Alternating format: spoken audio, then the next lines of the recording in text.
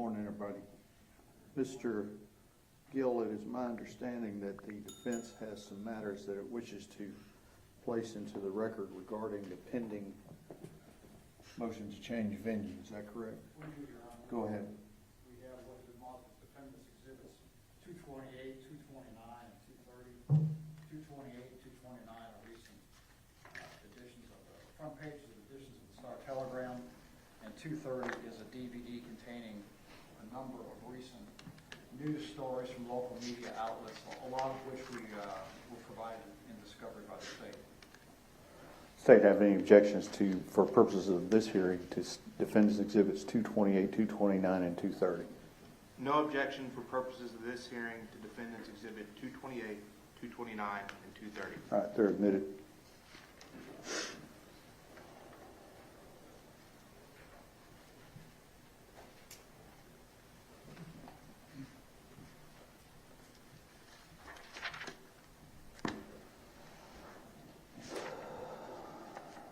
Do you have any additional evidence that you would wish to offer in regard to the motion for change of venue? We do not, Your Honor. We rest on the motion. Does the defense have any evidence that it wishes to present in regard to the motion for change of venue? Any additional evidence? No additional evidence, Your Honor. The state would, the main evidence the state has would be the panel's response during voir dire last week. Does either side desire any argument, final argument on the motion for change of venue? Defense? We do briefly, Judge. We waive our right to open and reserve our right to close. Mr. Smith? And I have the state's bench brief that was furnished to me previously. Oh, good morning. Good morning, Your Honor. Just briefly, as you mentioned, the state filed a bench brief, just to highlight some of the points in that. The defense has a heavy burden in a change of venue motion to either establish that the prejudice in the community was pervasive, prejudicial, or inflammatory, or under the second prong, that there was a coercive government force that would influence the ability to have a fair trial in this county. Briefly touching on the pervasiveness of the prejudice, or of the media, most coverage of this case was in the immediate aftermath of the offense. Since the offense, the coverage has been near case updates and included the original information that was provided in that original coverage. Additionally, there's been no indication of the viewership of the vast majority of the media coverage that the defense has offered into evidence. There's been Star Telegram circulation numbers, but we have seen the evidence has been from other news sources and things like that, with no indication of viewership. And without that, there's no way to know how many people in the community have actually viewed that. And most importantly, in regard to the pervasiveness, the jury panel last week and the benign panel truly showed that the pervasiveness of the media attention in the county is not as high as the defense would make it seem. When we compare the numbers of the benign panel that had heard of this case to those in other cases, specifically the Gonzalez case, which was cited in the state's brief, 57% of the benign panel had heard of this case before, which is really in line. In Gonzalez, the Court of Criminal Appeals noted cases with 67%, 63%, 61%, and 81% where the benign panel had heard of the case, which is very in line with what we have in our case, in fact, even more so. And out of that 57, about 25%, and that number is even a little high, of the benign was dismissed based on their exposure to pretrial media. And it's within this court's discretion to believe the jurors' assurances out of those who were questioned regarding their pretrial media exposure, that they did not have preconceived beliefs or beliefs that they could not set aside in rendering a verdict in this case. Based on just the number of the benign in this case and the media, the evidence just does not demonstrate that pretrial media publicity has been pervasive. In regard to the prejudicial and inflammatory prongs of that first 3103 claim, when media is accurate and objective, that goes against a finding of prejudicial and inflammatory, and that's largely what we have in this case. The media Coverage of this case has been just that, accurate and objective, reporting on the facts of what happened and the case updates, what the trial proceedings that have occurred in this case. In addition, although the body camera has been released to the media, that is evidence that the jury is going to see. Case law, as mentioned in our bench brief, supports the fact that when it is evidence that is going to be presented and it's done in an objective, accurate manner, then that weighs against finding prejudice and inflammatory. The media attention in this case has not been pervasive, has not been prejudicial, and has not been inflammatory. The law does not require that jurors be completely blind to the fact that this offense occurred, merely that they be fair, and that's what our deny panel showed that they are going to be able to do. So we would ask that the court deny the change of venue motion on that first prejudice of the media prong. In regard to the dangerous combination, which was raised in the supplemental bench brief, the Ricer case, that we cited in our bench brief is strikingly similar to the facts in this case and demonstrates that in order to justify a change of venue based on a dangerous combination, it's not just that community leaders spoke out about the case or maybe even spoke to each other about the case. The defense has a heavy burden, again, to show a coercive force that could influence the proceedings and the right to a fair trial.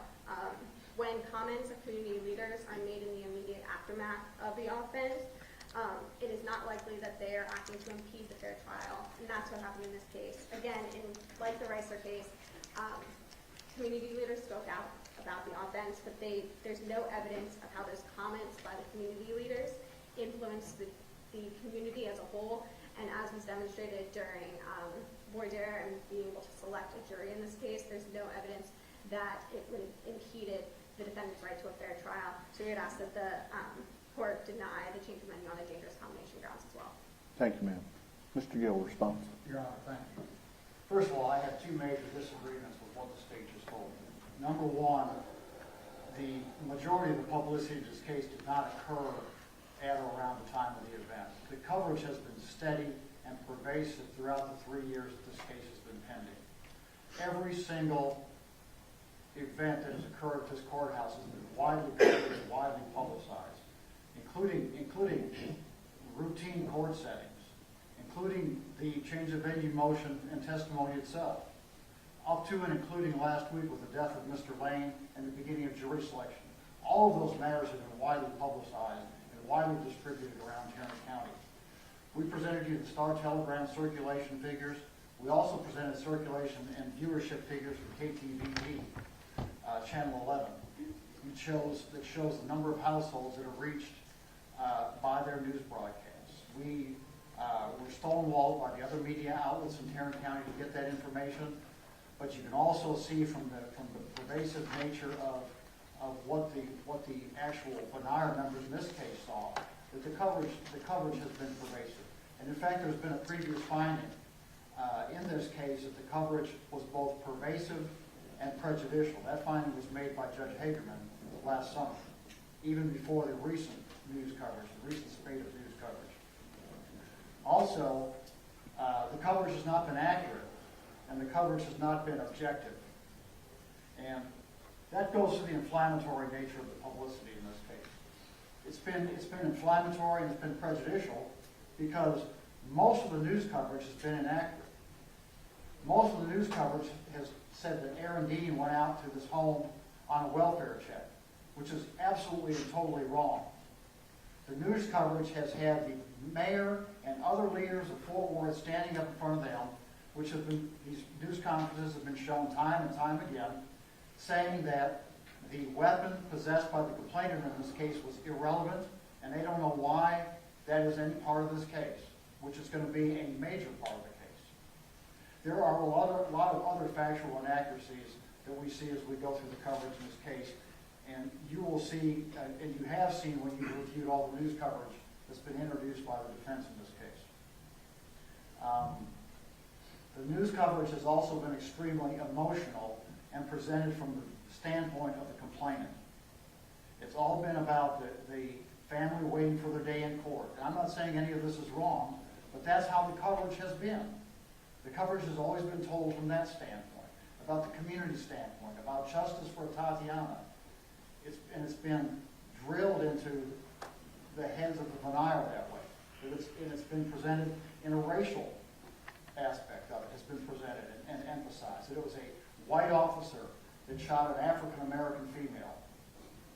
And all of this is presented time and time and time again until it's become a theme and a mantra of all this coverage that has continued until this very day.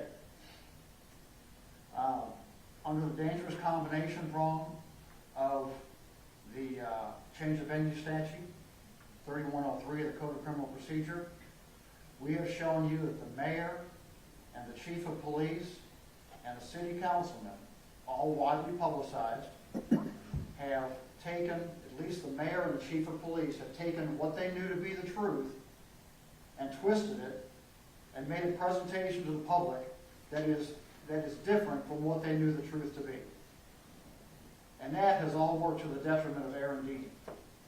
And that is dangerous, and it's a combination of individuals that did that. A combination of influential persons.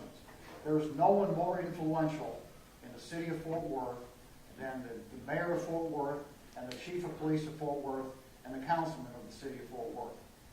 And we also presented you testimony that the district attorney was involved in making sure this case got moved along, and that the case was presented in the light best, the light shown by the mayor and the chief of police. So the coverage has been inflammatory in that regard. It's been inflammatory on the racial and the factual inaccuracies that have been presented to the public. And we saw how much that pervaded the jury panel when 109 out of 190 people raised their hand and said they'd heard about the case. We also heard more on Thursday from people that had not raised their hand before when they were concerned about security in the case. That means they had heard something about the case. They weren't raising their hands. This isn't something that normal juries raise their hands and ask about. I have never seen a jury raise their hand and ask about security for a case and how they were going to be kept secure by the court. That was a major thing that was on the minds of those jurors, and they didn't get that by walking in this courthouse without having heard something. You heard the testimony of Dr. Galusha, who testified that this is the kind of thing, publicity that the jurors have heard is the kind of thing that remains in their subconscious. So all of those people that did not raise their hand on Monday and say they'd heard about the case, as Dr. Galusha testified to you, they may be telling the truth. They may honestly believe they haven't heard anything about the case. But psychologically, if they're members of this jury and they're deliberating on the case, according to the studies that Dr. Galusha presented, those facts begin to creep out of their subconscious and enter into their deliberations to the point that the facts that they heard in pretrial publicity take precedent over the facts they hear at trial. It's the first in, first out rule. What they have heard, the primacy of what they heard first takes precedence over what they hear later on, and then they match the testimony that they hear in the courtroom to what they heard in pretrial publicity to confirm what they heard in the pretrial publicity, and then use that during their deliberation. And as I mentioned earlier, what they heard in pretrial publicity is inaccurate and not correct. So just because we have a fair juror or a jury seated in this case does not mean we have a fair jury. This case has been permeated with publicity, inaccurate publicity, inflammatory publicity, and even in light of the fact that there is going to be a jury that's ready to come out here and take a seat in the jury box and begin hearing testimony in this case, there's no guarantee that under the Sixth Amendment that this is a fair and impartial jury. And we would ask that the court move venue to a place that has not been subject to pervasive publicity, pervasive, inaccurate, inflammatory, prejudicial publicity that this jury has been subject to. Your motion for change of venue is denied. you may have a running objection throughout the trial to the jury. It is my understanding the parties have furnished the state's disclosure of documents that both lawyers have signed. Is state's satisfied? We are. Defense is satisfied? Yes, Your Honor, I believe I did before the copies of files. Oh, it has been filed? Yes, sir. Okay. Are there any other matters that we need to take up? The jury is present. Is there any other matters we need to take up before we bring them in? Yes, Your Honor. The state would just like to put on the record that the court doors were open at approximately 8:30, I believe, between 8:30 and 9 o'clock this morning, and that the doors were open for anyone that stood in line to come in. There was the public, the gallery is full, so obviously it is an open court.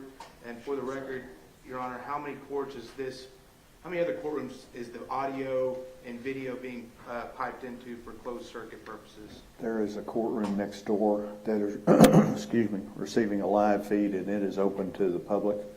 In addition to that, there is a second courtroom across the hall that is available for the media folks. It is also open to the public, but it looks like Mission Control in Houston when you walk in there. So, And so that's 2 extra courtrooms for the public to enter. It would also be considered open courtrooms for purposes of the law and the Code of Criminal Procedure. Your Honor, also there's an agreement between the parties for the rule under 3603 in the Code of Criminal Procedure. Family members as defined in the code, sisters, brothers, are allowed to come in and sit and watch the trial even though they may testify at a later phase. We've represented to the defense that both one of the sisters and a brother of the victim may be testifying at certain phases of this trial. However, that testimony would not be materially affected by the evidence they may hear in the case in chief, and they'd be testifying not about the offense itself as it happened. And there is an agreement with the defense for also the defendant's, I believe, mother and father and sister to be in the courtroom to be excluded from the rule as well. is that correct? We don't need the Code of Criminal Procedure. Dale and I are following the All right. Thank you, counsel, for that. And Mr. Smith. yes, Your Honor, the last thing is the state would request a motion in limine on the toxicology results of Atatiana Jefferson.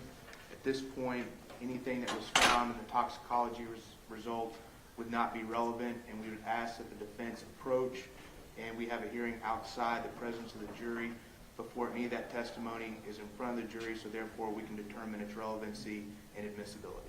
For limiting purposes only, is there any objection? No, Your Honor. Okay. Y'all just approach if we feel like we need to talk about that. We will.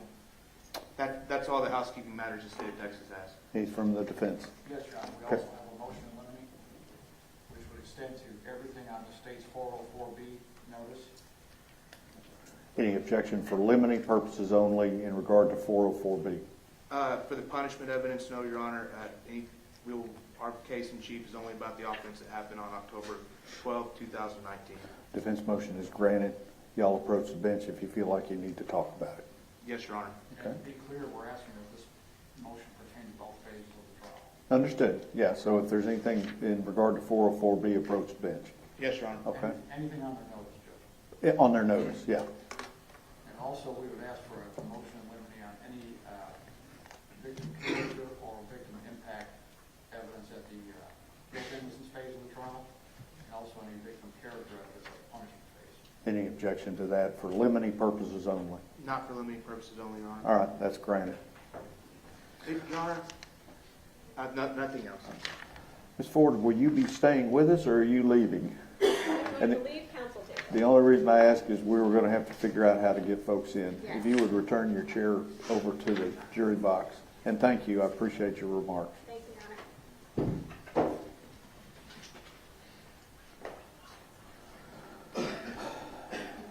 Both sides ready for the jury? State's ready. Defense is ready. Karen? I don't know where Brian went.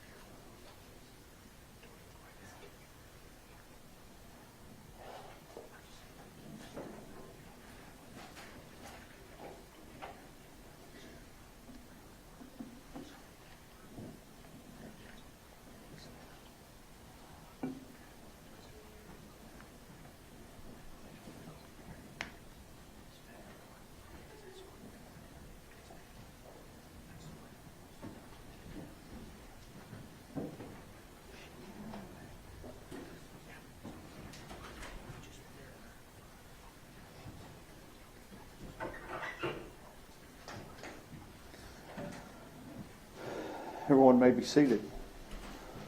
Good morning.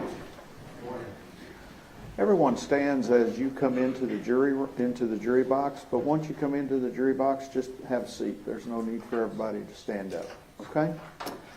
I need for each of you to raise your right hands. You and each of you solemnly swear or affirm that in the case of the state of Texas versus Aaron York Dean, you will a true verdict render according to the law and the evidence, so help you God? I do. Okay. Here's what's going to happen.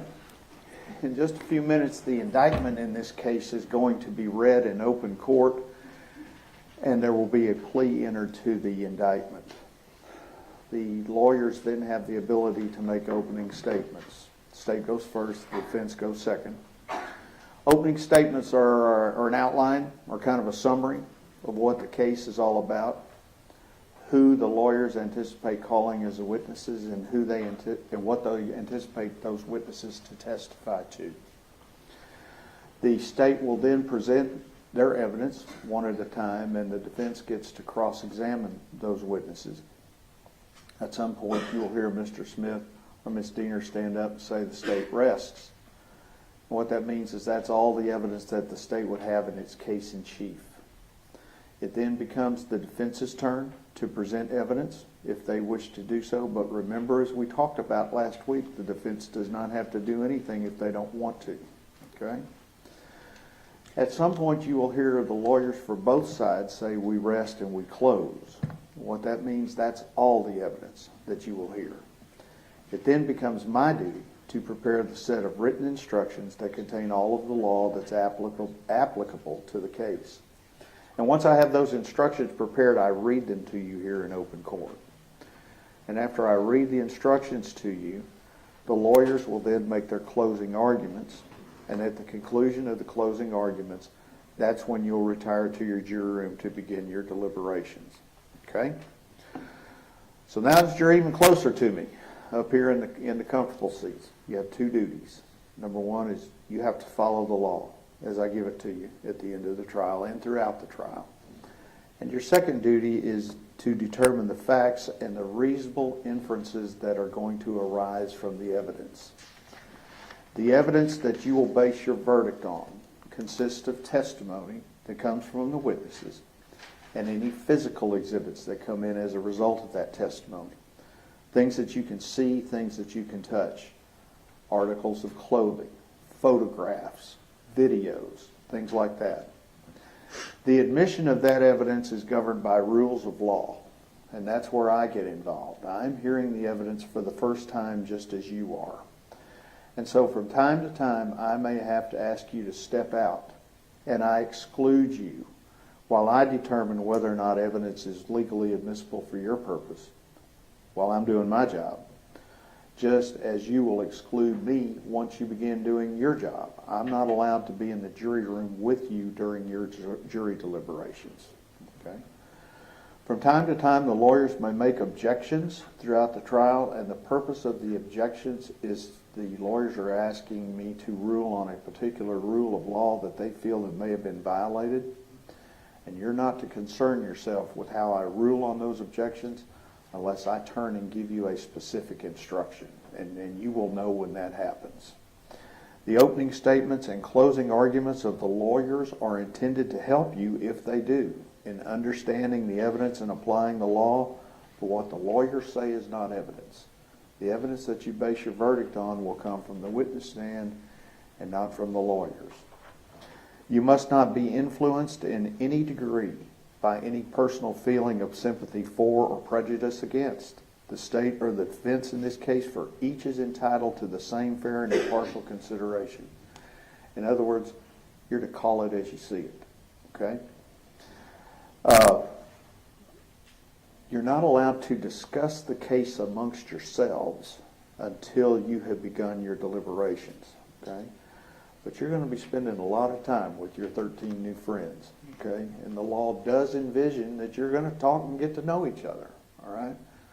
But once you have begun your deliberations, it is improper for you to try and influence the deliberations with your own personal experiences. You are to confine your deliberations to what everyone has seen and heard in the courtroom and not what happened to somebody's cousin, okay? Again, stay away from media. I hope you can appreciate the intense coverage that this case has had and will have, so stay away from that. As I told you, we generally work from 9 until 5. We'll take a mid-morning break, mid-afternoon break, and I will try to get you out of here. As I told you on Friday, we will only work half a day today due to the funeral. Now, as I told you earlier, we are also having to deal with the availability of expert witnesses. And so there may be times that we may not work at all one day because of the trying to get the experts into town. So don't hold that against anybody else. It's just the way the world is right now. But I am very aware that y'all are taking time out of your schedules, and I will work in a manner that time is done well. Okay. You know the rules about taking notes. Okay. We furnished you all of the pad and everything for you, and so it is. Want you to be able to feel comfortable and to do your duty. Is the state ready to proceed? State's ready, Your Honor. And defense is ready. We are, Your Honor. Mr. Dean, if you'll stand.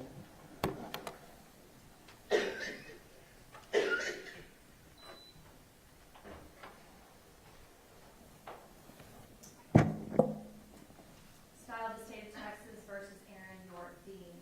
Indictment number 1616871B. In the name and by the authority of the State of Texas, the grand jurors of Tarrant County, Texas, duly elected, tried, and paneled, sworn and charged to inquire of offenses committed in Tarrant County in the state of Texas, upon their oaths do present in and to the 372nd District Court of the said county that Aaron York Dean, hereinafter called defendant, on or about the 12th day of October 2019, in the county of Tarrant, state of Texas, did then and there intentionally or knowingly cause the death of an individual, Atatiana Jefferson, by shooting Atatiana with a deadly weapon, to wit, a firearm. Paragraph 2, and it is further presented in and to said court that on or about the 12th day of October 2019, the defendant in Tarrant County, Texas, did intentionally, with intent to cause serious bodily injury to Atatiana Jefferson, commit an act clearly dangerous to human life, namely, shooting Atatiana Jefferson with a deadly weapon, to wit, a firearm, and thereby cause the death of Atatiana Jefferson. Signed the form of the grand jury. Against the peace and dignity of the state. Mr. Dean, to this charge you may plead guilty or not guilty. What is your plea? Not guilty, Your Honor. Thank you, sir. You may be seated. Does the state wish to make an opening statement? We do, Your Honor. Ms. Dean? Okay.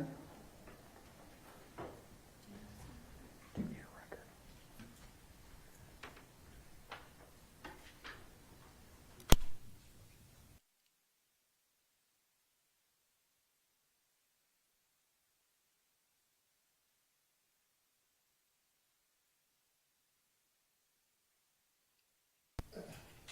Ms. Diener, you may proceed. Thank you. May it please the court. Yes, ma'am. The last words that Atatiana Jefferson heard before she died was, "Put your hands up. Show me your hands, then do." About a second.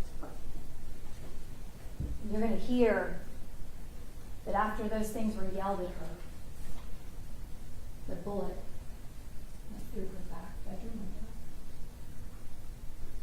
into her chest, through her heart. She fell down, face down. And you guys are going to have an opportunity to see and hear exactly what happened next. She says, "Oh my God." And then the next thing that you're going to hear Atatiana heard, the last noises she ever heard, were her 8-year-old nephew, Zion, his cries. Because when Atatiana Jefferson, just 28 years old, died in her bedroom face down, she was not alone. Her 8-year-old nephew, Zion, was there to watch. Now, this is not a case that deals with rival gang members shooting each other. This is not a case about a drug deal gone bad or a robbery. This is a case about a Fort Worth police officer, a stranger to Atatiana, who shot through the back of her bedroom window in the middle of the night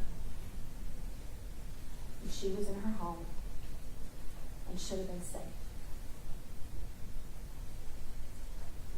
You are going to hear that this is an absolute intentional act, an unjustifiable act that never should have happened.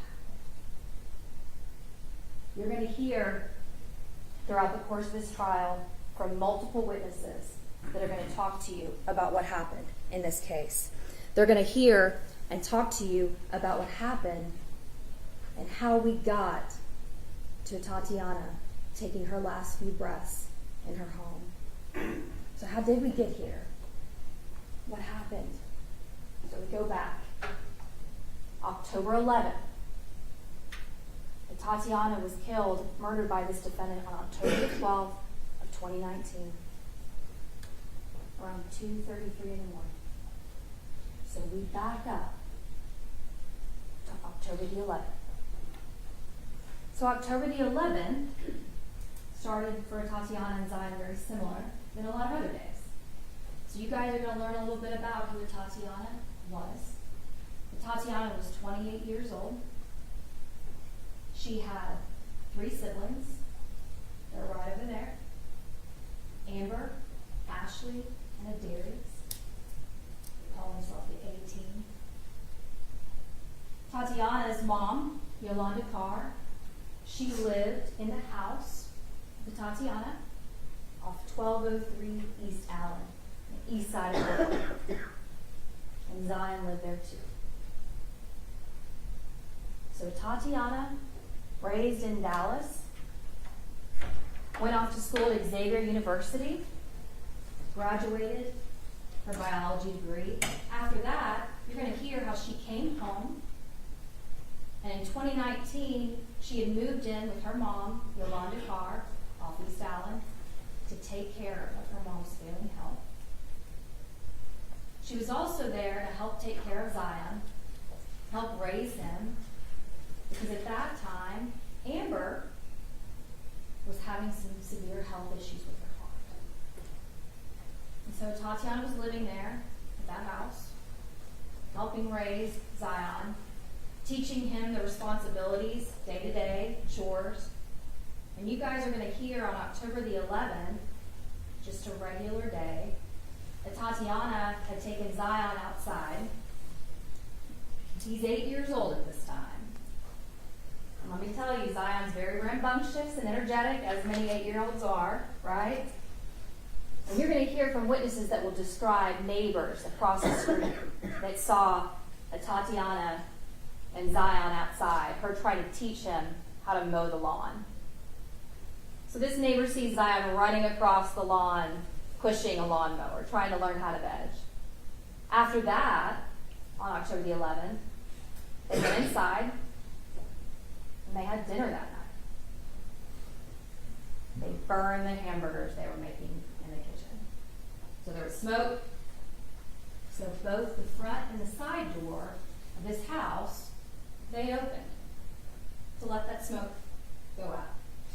Both of these doors also had storm doors, kind of like those storm doors that you'll have, it's either a screen or glass. That was kept shut, but the main door, the front and the side, were open to let that smoke go out. So at this time, Yolanda had been in and out of the hospital. And on October 11th, going into the 12th, she was in the hospital. And unfortunately, Yolanda has since passed away. So in that house that night, there was Atatiana and her nephew. So once they go to bed, they go into Atatiana's bedroom, and you're going to get to hear about Atatiana and what she liked to do. She was studying, wanted to be a doctor. She was working, taking care of Zion, her mother, her family. She also loved to play video games. Loved to game. She would get on the computer, play video games with Zion. That's what she loved to do. In fact, her siblings would poke fun at her for playing video games all the time. It's just what she liked to do. So that night, Zion goes to bed. Tatiana's in her back bedroom. They're in their pajamas, barefoot, comfortable. They're supposed to be safe.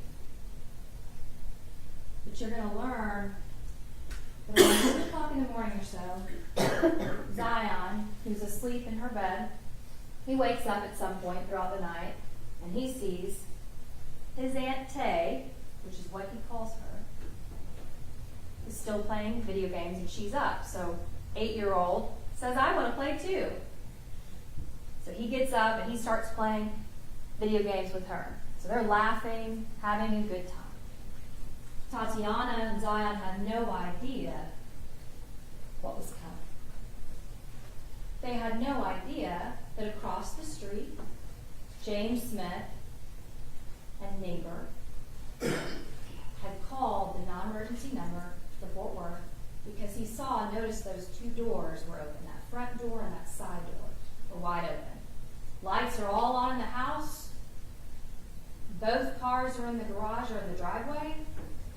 But that's unusual for those doors to just be wide open. It's a dark, really cold night. And so when the call comes through, he calls the non-emergency number, gives them the information, tells them, when asked if the neighbors are home, he tells them, well, both cars are in the driveway, and he describes them.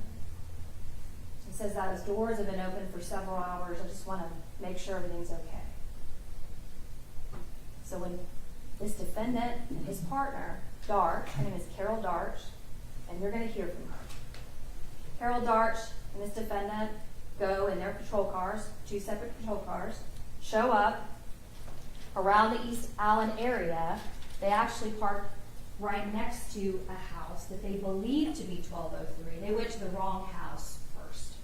There was a house just down the street, kind of diagonal from where Atatiana lives. And you guys are going to have an opportunity to see maps, photographs, and hear testimony from these witnesses, so you better orient yourself as to what we're talking about.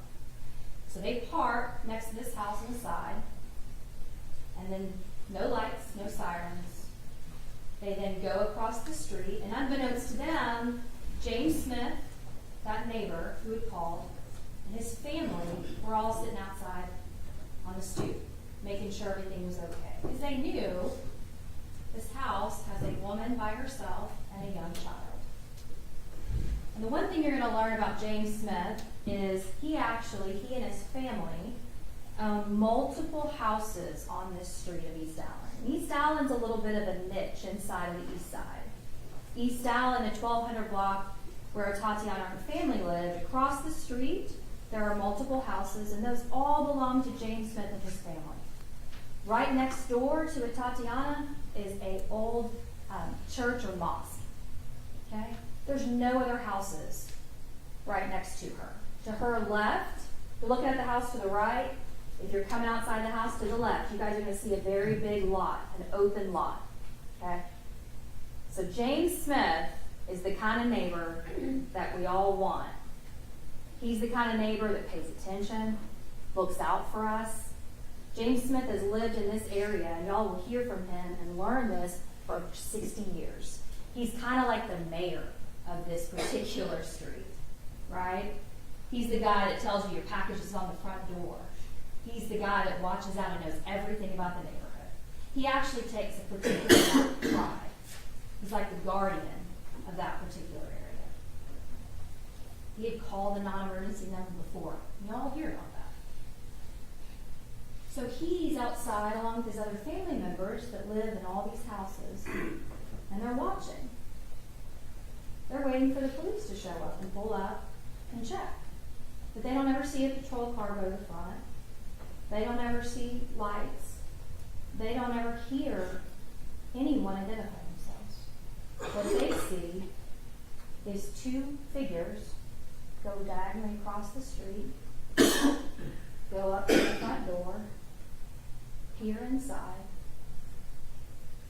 go to the side door, peer inside, and you guys are going to see they don't announce, they don't knock, they don't ring the doorbell, they don't step back and call for backup. They then go from the front to the side. They check either of those doors, those storm doors, to see if they're unlocked or locked. They then continue onto the side, walking right next to Atatiana's white car. They continue, and this defendant goes wide to the right of Yolanda's car. It's in that driveway.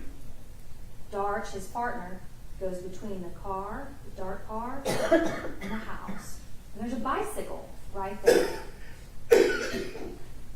And Darch kind of hits that bicycle. It's Zion's bicycle. It's a little kid's bicycle. And at this point, Tatiana, who's sitting at her computer desk playing video games, hears something outside. To this point, she had no idea that the Fort Worth Police Department had even been called. And so you guys are going to learn that as she's sitting at her computer desk, she thinks, oh my God, it's your worst nightmare, right? Somebody's trying to break into your house, in your backyard. You're by yourself, and you've got Zion. So she goes to her purse, gets the gun out that she owns, and she walks up to the window with her gun, and she's looking outside. She's got her gun out, she's looking outside. You guys are going to hear from Zion, who was inside and watched this whole thing. Unbeknownst to her, the defendant and his partner were sneaking from the right side, coming around, and looking at the back gate of that backyard. The defendant then proceeds to open that back gate, flashes flashlight all around the backyard. Tatiana sees flashlights. She's now heard noises and sees flashlights. She thinks, I'm going to have to protect us from whatever that is. She had no idea it was someone that is supposed to serve and protect. So as she goes up to the window, as she's looking outside, this defendant goes into the backyard, stands in front of the window. And you're going to see on this body camera that he turns, something catches out of the left of his eye. Something catches. He sees something, he turns, and you will hear, put your hands up, show me your hands. And I'm talking about, show me your hands, put your hands up. It is not fast enough for Tatiana to process and follow the commands of an unknown stranger in the backyard, let alone fast enough for him to see anything in her hands. When you watch this body camera footage, pay attention to what this defendant says, what he does, what he doesn't do, and what he doesn't say. Because that's very important to this particular case. And we're going to watch the video over and over again throughout the course of this trial. So after this shot is fired, immediately his partner, Darch, says, we got to get in there. We got to get in there. Dean, we got to get in there. So at that point, they go from the backyard, out the gate, around the cars, side of the house, back to the front, through the carport, in the front, in through the front door, start going through the house, straight inside, and you'll hear Darch say, Fort Worth police starts to finally announce as they're getting through the house into the back bedroom. The entire time that that is happening, you will not hear this defendant ever say, go. He said, show me your hands. Put your hands up. He didn't say drop it. He didn't say gun. And if they're about to rush into this house, he did not warn his partner that he had seen a gun. So they go into the house. They rush to the back bedroom. They find Zion on the bed. Hysterical. Tatiana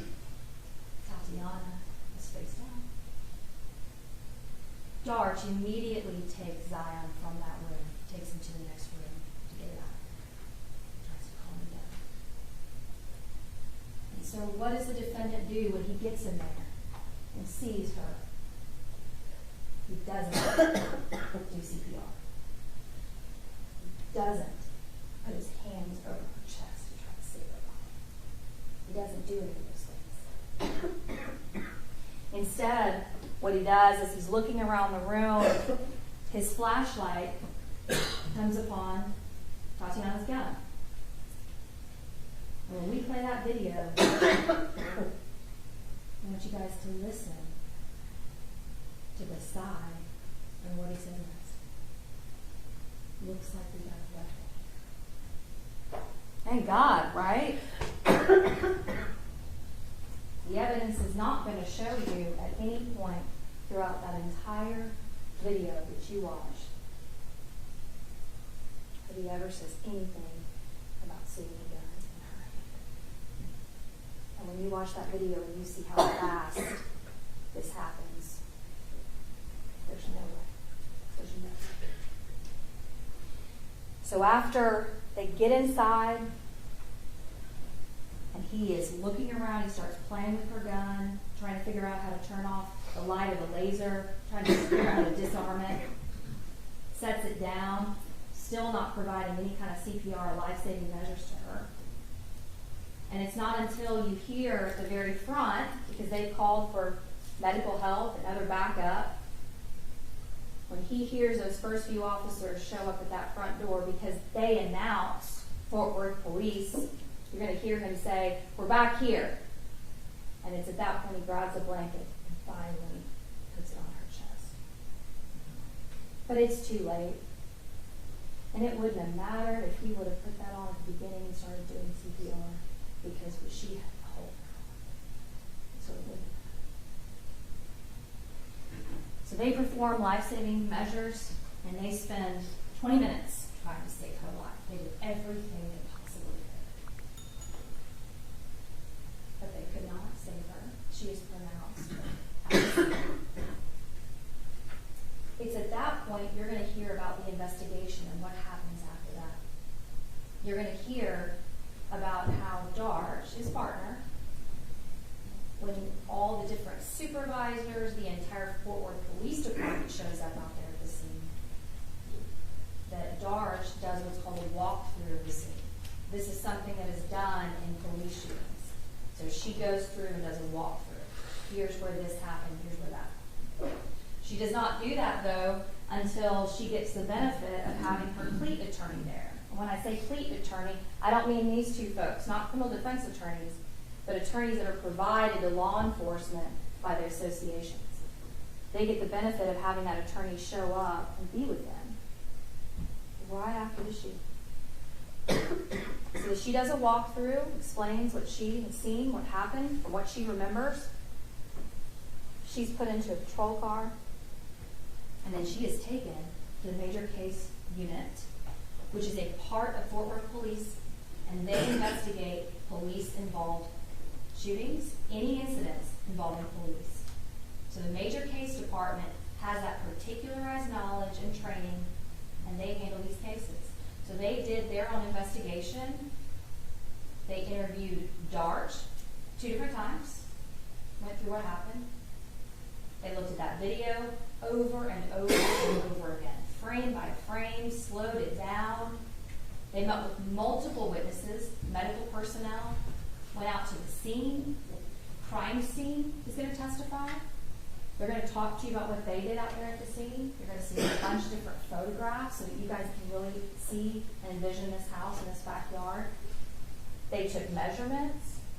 They collected the guns from both the victim from her house and from the defendant.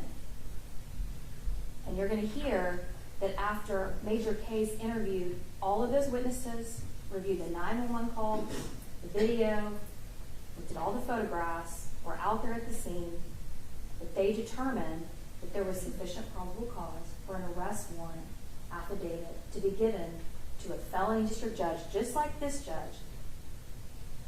And that judge signed an arrest warrant for this defendant to be arrested for murder. At the conclusion of this case, after you hear all of the witnesses that are going to testify, you listen to that 911 call, you look at those photographs, you watch that video as many times as you need to. Thank God we have it. After you look at all of the evidence in this case, you will be sure, beyond a reasonable doubt, that this is murder. You're gonna know that this is not self-defense. This is not a circumstance where they're staring at the barrel of a gun and he had to defend himself against that person or to protect against his partner. The evidence will support he did not see the gun in her hand. This is not a justification. This is not a self-defense case. This is murder. Your home is supposed to be the one place on earth that you get to go to be safe, to seek shelter, to seek refuge. But for Atatiana Jefferson, her home was not her refuge. It was not her sanctuary or her safe place. It was her demise. And she left in a body bag because of what he did. And so we're going to ask you to hold him responsible because that's what the law and the evidence demands. Thank you. Mr. Gill, Mr. Brissett, you wish to make an opening statement or reserve the right? We do, Your Honor. Mr. Brissett. And please report. Yes, sir. Ms. Diener, Mr. Smith, members of the Carr Jefferson family, members of the jury.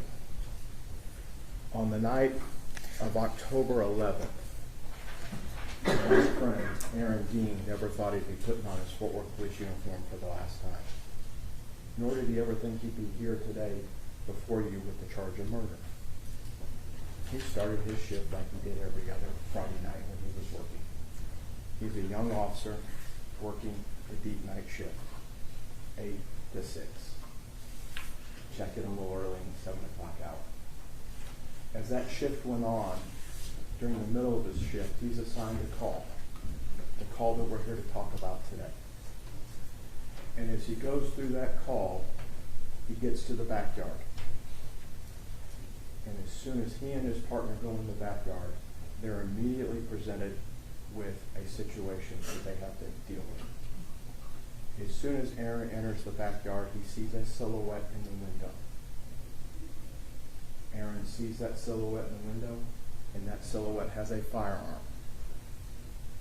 That silhouette has a firearm with a green laser mounted on the front rail of that firearm, pointed directly at Aaron, closer than me to you to the window. Aaron has an air conditioning unit to his right, a gate and obstruction of a fence to his left, and his partner is butt cheek to butt cheek behind him. He has no place to go.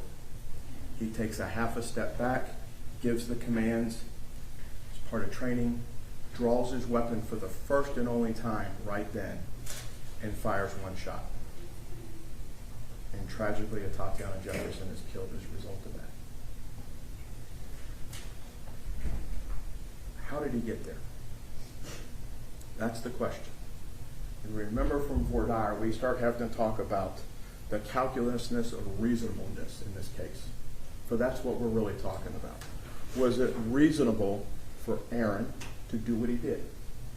That's the test for police officers when they use deadly force.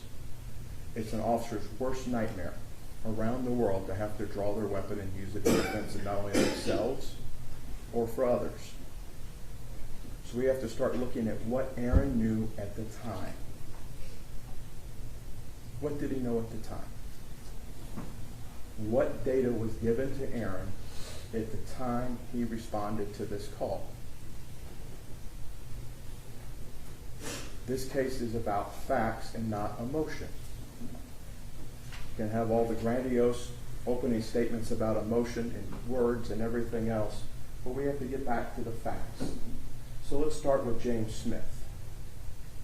James Smith enters the stage in this case when he makes a non-emergency call to Fort Worth Communications.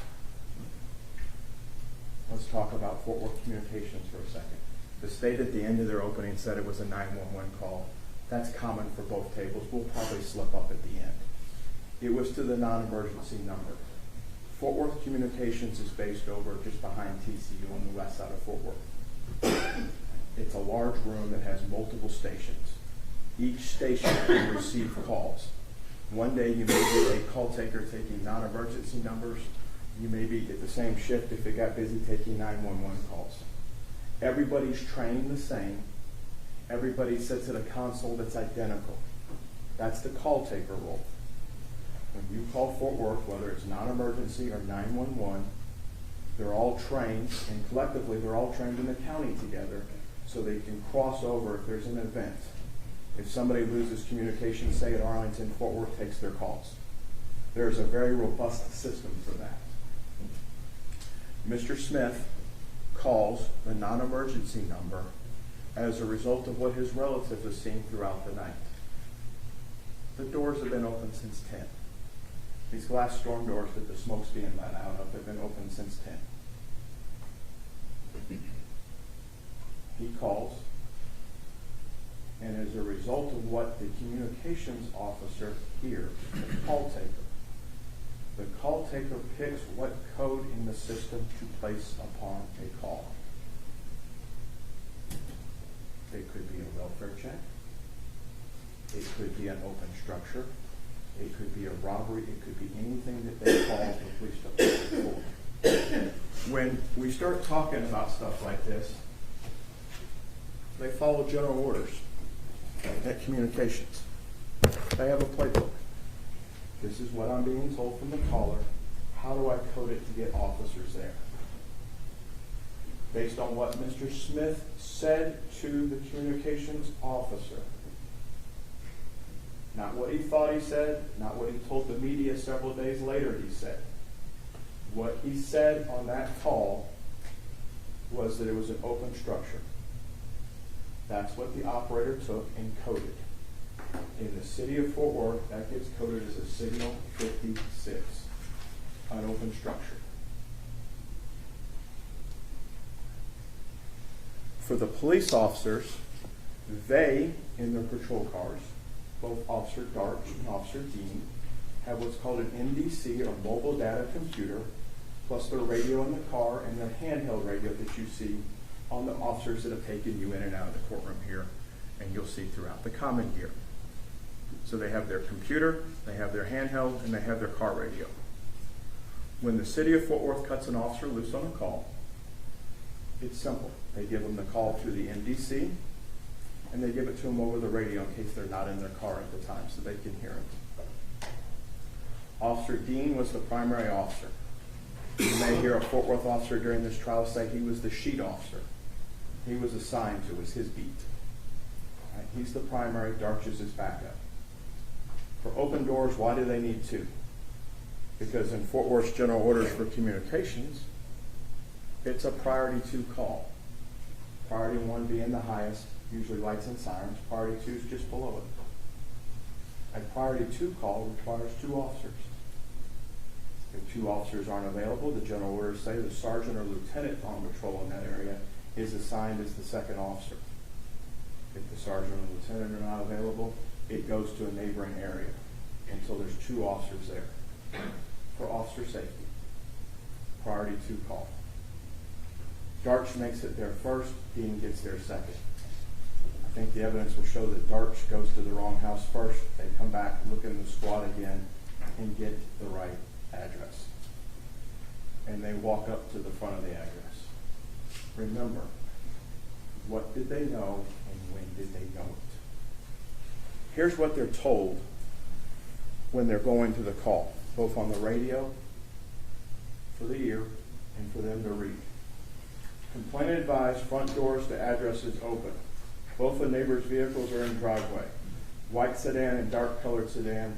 Neighbors are usually home, but never has door open. The word welfare is never said. They're given a signal 56. It's not a welfare check to Dean and Darch. The doors are open. That's what they have as the data elements when they arrive on scene. In addition to the communications general orders,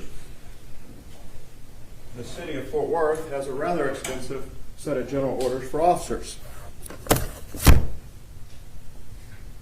Communications is called Play 56.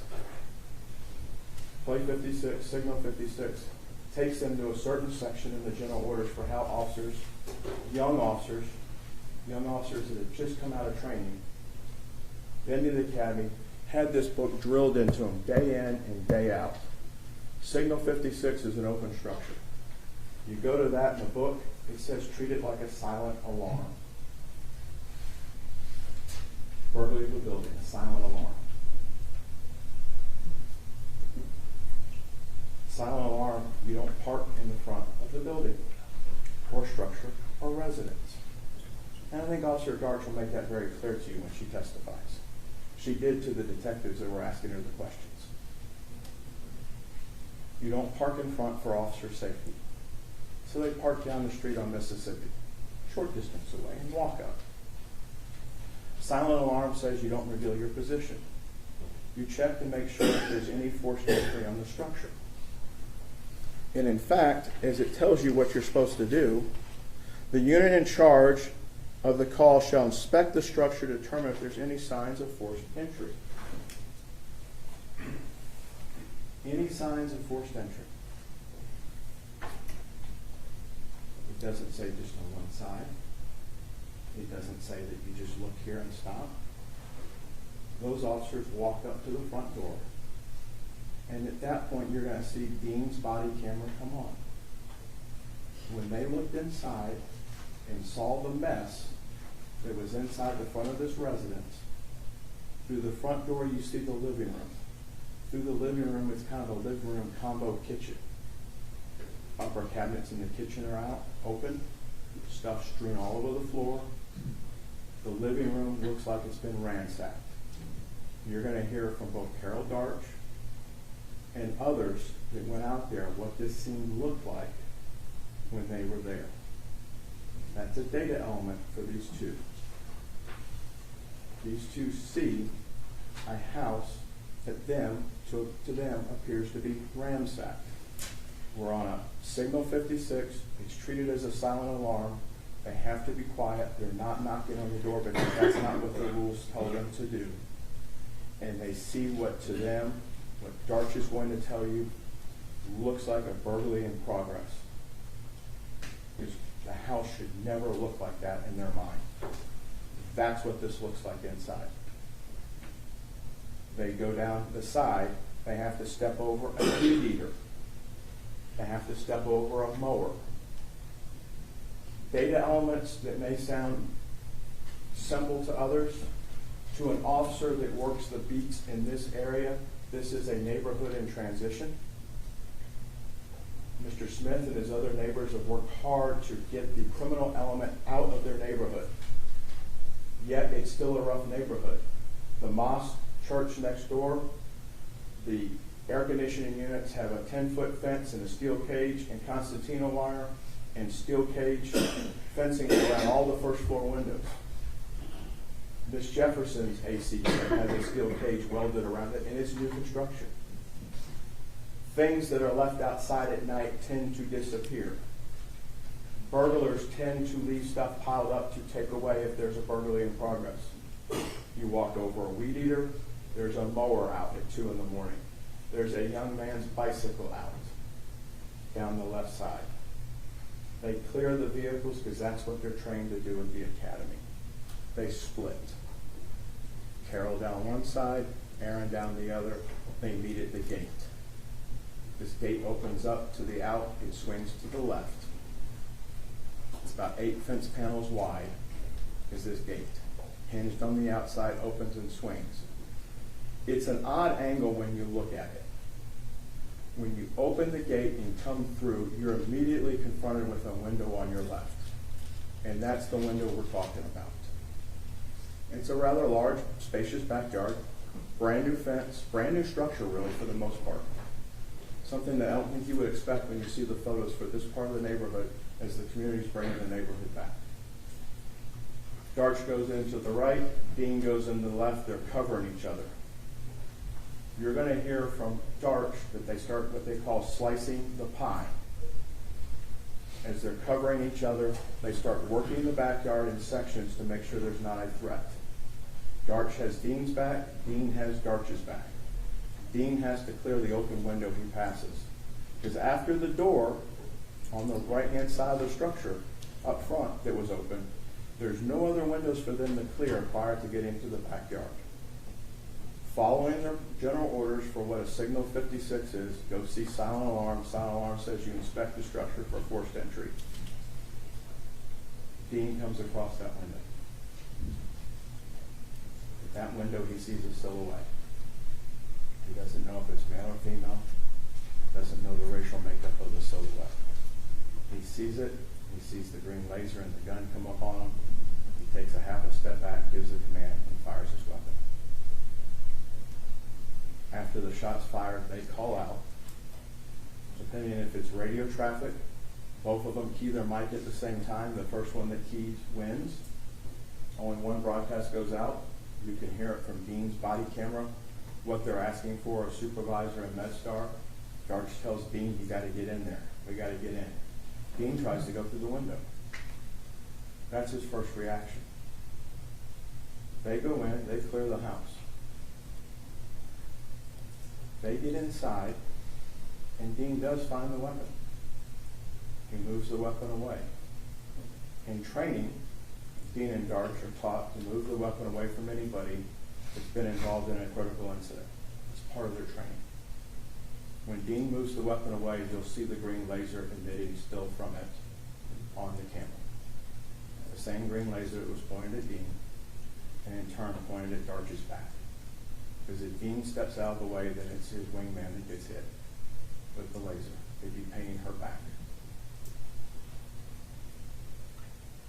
It's true from what the state just told you that her injuries were incompatible with life at that point. Darch took the little boy all the way outside, and you're going to hear from a sergeant, the state calls her, who is her officer, it's her scene, fabulous sergeant. Okay. She runs that scene, and there's an officer that's given custody of the boy and takes care of him like it's his own. Young Zion's a brave man. They start a process, as the state told you in their opening. Everybody from the mayor's office on down is notified. One of the people that's notified in this case is of particular interest to y'all. Her name is Lindsay Dula. Okay. And Lindsay's specialty, she's nationwide known. Lindsay's specialty is interviewing children. Lindsay's specialty is interviewing children that have faced traumatic events. And Lindsay is called in to the place where she works called the Alliance for Children. And the Alliance for Children is a place that is set up for audio and video recording. It's a safe place for children. It's a safe place to record children and interview them so that somebody that's professionally trained in interviewing a young child can interview somebody and get the information on time. There's viewing rooms. There's observation rooms. Lindsay primarily does this for cases involving crimes against children. But there was forethought by the sergeant at the scene and the lieutenants and the captains that showed up to bring in the crimes against children or CACU units to assist with this. Young Mr. Carr is taken to the Alliance for Children. And Lindsay Dula interviews him. And I anticipate that you're going to hear from Mr. Carr probably even this morning. And there's some key takeaways I think you're going to hear from him. One, he recognizes the Fort Worth badge. And when Lindsay's talking to him, he knows it's the male that shot, not the female. So we start to talk about and see what was seen from the inside, from the eyes of an 8-year-old. And he'll tell you, he acted it out for Lindsay, hopefully he'll tell you here, that his aunt raised the gun up and didn't do what the officer told her to do. Because the camera doesn't catch everything. The camera catches what you can see from Dean's left shoulder. Back to those data elements. What did Dean know at the time? And what did he do with it? They interviewed Darch, Officer Darch, Major Case does. Carr's interview's over at 5:30 in the morning. Darch's interview's over at 7:07 in the morning. So before the rooster crows 3 times, they knew, they being the government, a pretty good idea of what took place out there. That gun was relevant. Everybody in Texas, everybody in the United States has a right to defend themselves in their home. This is a tragic accident. That gun was placed in the line of a police officer. A green laser was placed on the officer. That officer considered that to be deadly force against him and reacted accordingly. And tragically, Ms. Jefferson lost her life. You're going to be charged in this court's charge at the end as to whether or not that act by Aaron was reasonable under the definitions that the judge would give you. We ask you to keep an open mind about this week. It'll go into next as the evidence is brought forward. And as you're looking at the evidence in the sterile courtroom, it's what did Aaron know at the time, not after the fact. Once the shot's fired, we have a different story. Okay? There's no doubt in my mind that Ms. Jefferson was a great person. The law requires you, when you consider a use of force shooting like this with the police, is what did the officer know at the time and was it reasonable? All the stories that have gone on post that, I think you'll see this week are not true. We look forward to you having this case at the end. Thank you. Thank you, Judge. Yes, sir.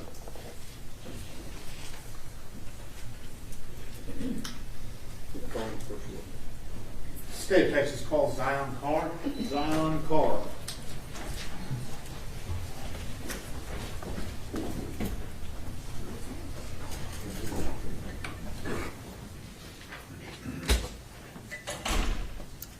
Now, Coach, we can Absolutely. Young man.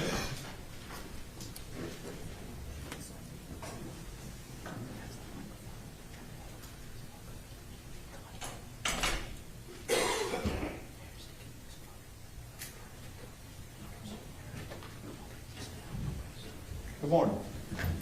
Okay. Raise your right hand for me. You solemnly swear or affirm testimony given this cause to be the truth, whole truth, and nothing but the true self you got. Okay, have a seat right here.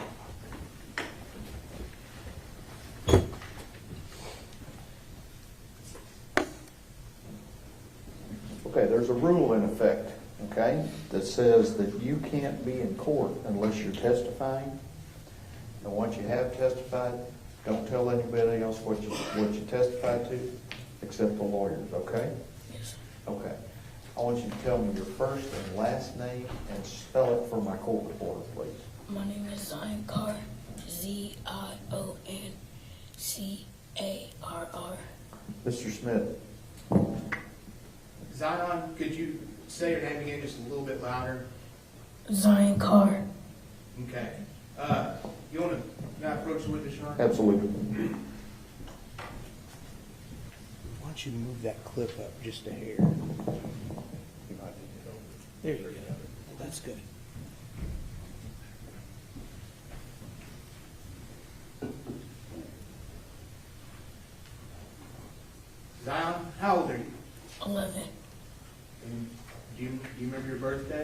July 25th, 2011. July 25th, 2011. What's your mom's name? Amber, And does your mom have any sisters? she got 2, And what are your mom's sisters' names? Ashley and Atatiana. And does your mom have any brothers? She got 1 and his name is Adarius. I bet you that microphone is going to pick up what you're saying, so you don't have to lean over, but thank you for trying.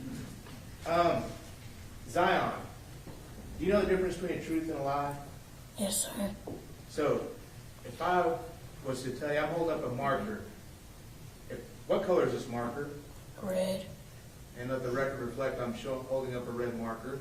If I was to tell you this marker was blue, would that be a truth or a lie? lie. Is it good to tell a lie? No, sir. What happens when people tell lies? They could get in big trouble. You get in big trouble for telling a lie. So, can you promise me that everything we're going to talk about today will be true things? Yes, sir. Thank you, Zion. Zion, what's your favorite sport? Basketball. And who's your favorite basketball team? The Grizzlies or the Lakers. Who's your favorite basketball player? John Morant. I'm sorry? John Morant. John Morant? Why do you like him the most? Because he's a new player, but he act like he's not. He got good confidence too. Good confidence about there to play hard. Yes, sir. What grade are you in right now? 6. You like school? Yes, sir. What do you like about school? My teachers, And what do you like most about your teachers? they treat me well and they show me how to do problems if I don't know how to do it. Do you have a favorite subject in school? Math, Why do you like math so much? because I like doing multiplication and division. What do you want to be when you grow up? An NBA player, Do you have a backup plan in case you're not an NBA player? a scientist. Oh, a scientist. That's a great job. Well, Zion, I want to talk to you this morning about your aunt Atatiana. Is that okay? Yes, sir. What did you call your aunt Atatiana? Did you have a special name for her? Ain't Tay. Aunt Tay. And did you used to live with Aunt Tay? Yes. And when did you live with Aunt Tay? When she moved in with my granny. And does your granny have a different name? Her name is Yolanda. Yolanda. Is your granny still here with us? No, ma'am. No, sir. And when did she die? Do you remember? 3 months after my auntie died. 3 months after your Aunt Tay? Yes, sir. And so where were you? Do you remember the name of the street that you lived at with your granny and your Aunt Tay? East Avenue, I think. East Allen? Yes, sir. And why were you living there with your granny?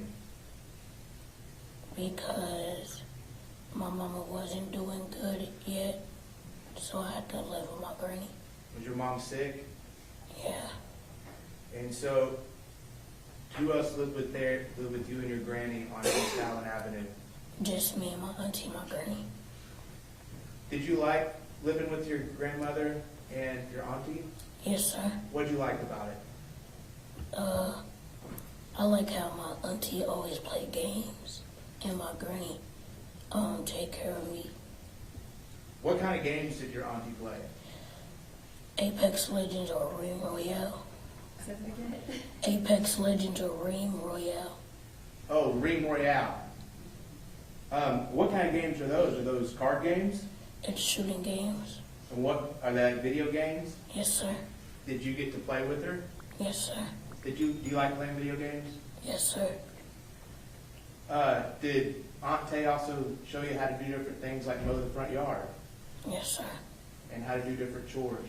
Yes, sir. What other chores did she teach you to do? It's not a chore, but she taught me how to make hamburger patties.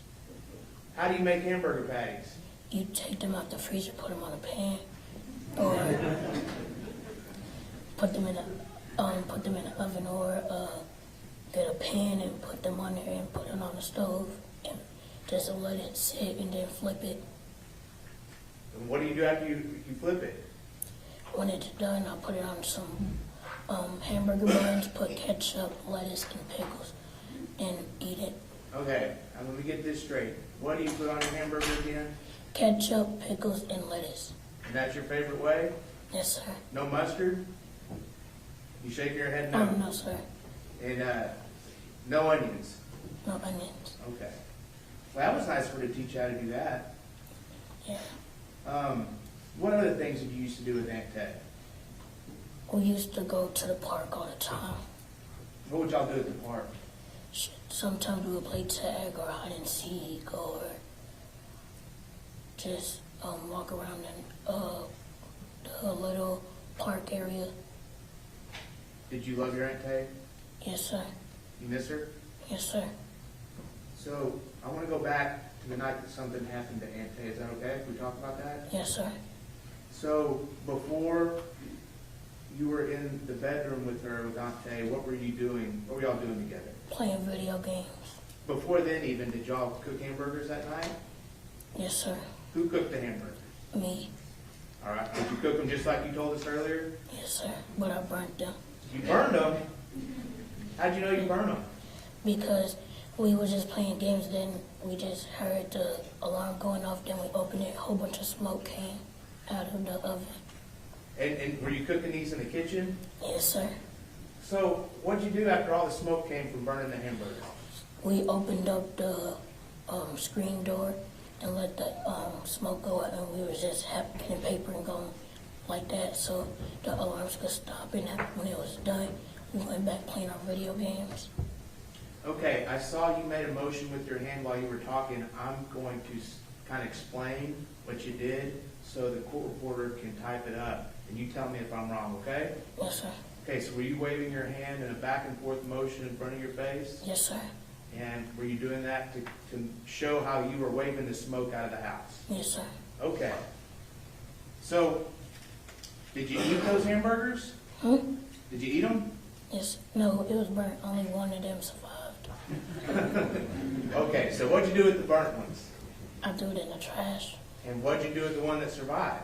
Ate it. And what'd you put on it?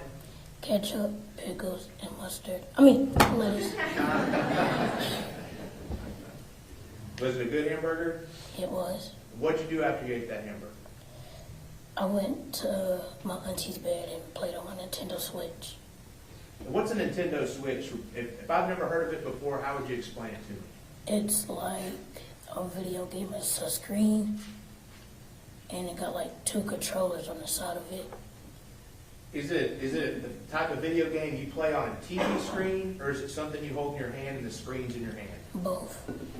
Oh, you can take what's on your screen in your hand and put that on the TV? Yes, sir. You could take off the controllers in. Like when you buy it, there's like a kit where you could plug the HDMI in it and take off the controllers and put the screen on it, then you'll see it on the TV. Were you playing it on the TV or in your hand after you ate that hamburger? In my hand. And what was your Aunt Tay doing? She was playing video games with her friends. Okay, was she playing video games on a handheld device or on the TV? On the TV. Do you remember what type of gaming system it was? A PS4. And when you say she was playing with her friends, were her friends in that bedroom with y'all? No, sir. Where were they? They was in another house, but she added them to a party so they could talk to each other. How was she talking to them? On a mic. And was she hearing what they were saying? Yes, sir. And what game was she playing? Ring Royale. Ring Royale. Yes, sir. So, did you end up falling asleep that night? On No, the sir. bed? No, sir. What room were you in while you were playing your Nintendo Switch with your Aunt Tay? My Aunt Tay's room. Aunt Tay's room. Were you on the bed, on the floor, or something different? On the bed. And do you remember what you were wearing? Only underwears. Were you under the covers or over the covers? Under the covers. Was it a little cold? No. No? It was good underneath the covers. Yes, sir. How long did Aunt Tay play video games that night? Like an hour or 30 minutes. Did you ever go to sleep at all? No, sir. Not before she heard a noise, you didn't fall asleep just for a little bit? No, sir. All right, so did your aunt Tay hear noise outside the bedroom? Yes, sir. What were you doing when your aunt Tay heard that noise?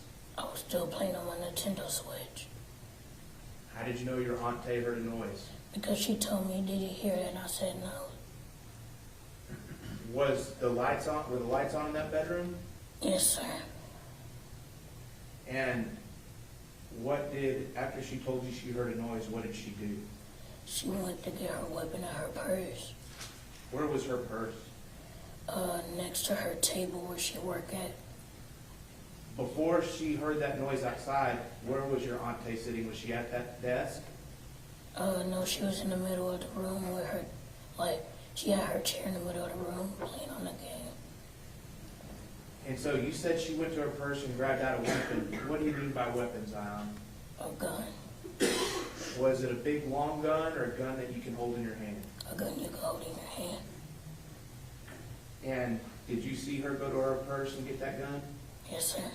And what did she do after she took the gun out of her purse? She just held it to her side. She didn't point it up. She just kept it next to her, on her side. And where did she go with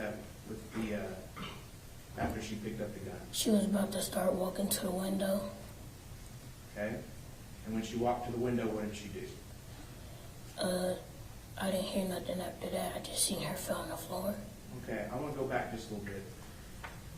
Do you remember that night, after all this was over with, going to talk to a lady at a special place in a little bitty room? No, sir. We talked about this before. Her name was Lindsay Dula, and you wouldn't talk about what happened? Like when they took me? Yes. Oh, yes, sir. And you went and talked to that lady and told her everything about what happened, right? Yes, sir. Did you see, whenever your Aunt Tay walked towards the window with the gun, did you see her kind of pull the gun up just a little bit away from her side? No, sir. Now, when we talked before, you said that she did kind of pull the gun up a little bit. Do you remember that? No, sir. It's okay if you remember it.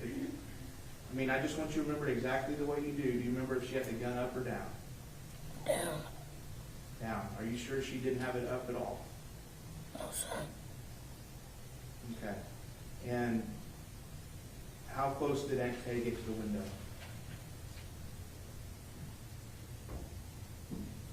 I can't, I don't know how to, say how far she was. She was 3 feet away. Okay. She got pretty close to the window? Yes, sir. Was she saying anything to you as she got closer to the window? No, sir. Did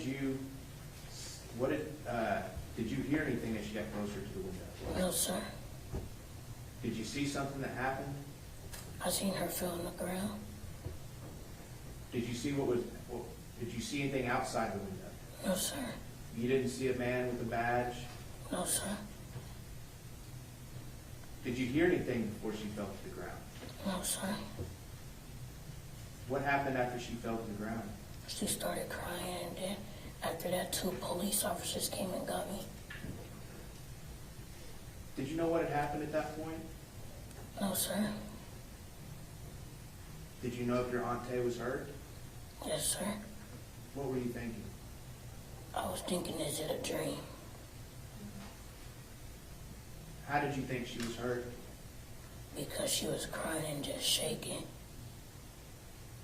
What happened when the 2 policemen came into the bedroom?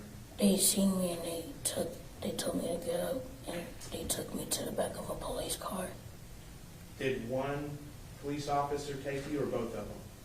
Both of them. Both of them? Are you sure it wasn't just the woman police officer? No, sir.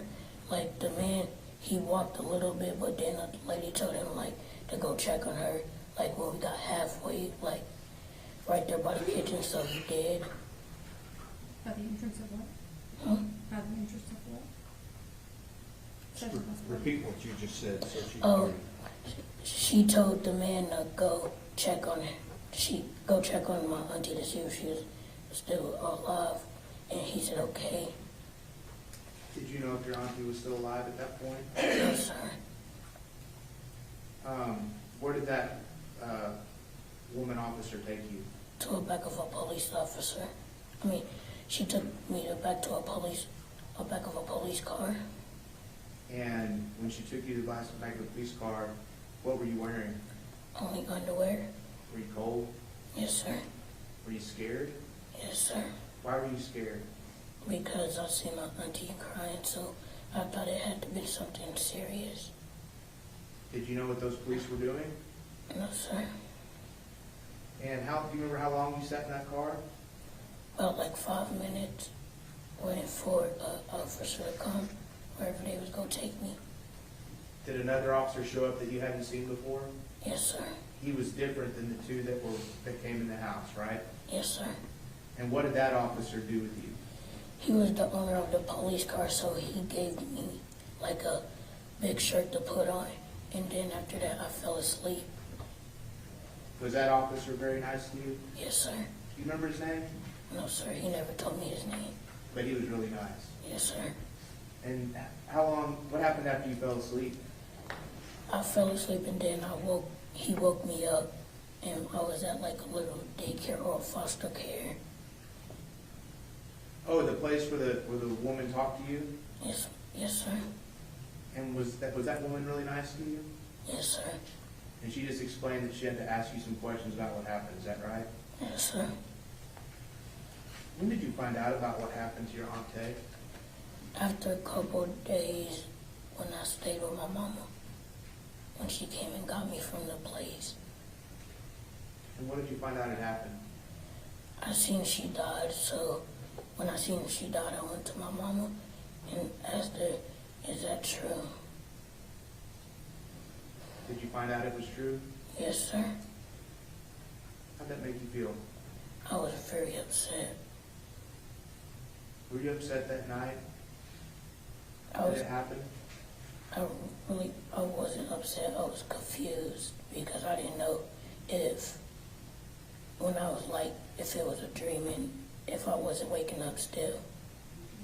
Did you hear anyone get shot that night? No, sir.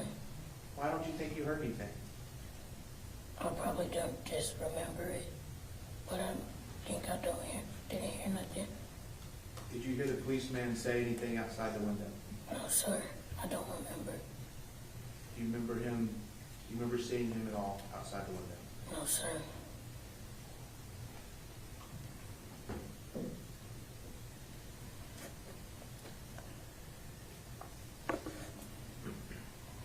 The house that you lived at with your granny and your aunt Tay, how many front doors did it have?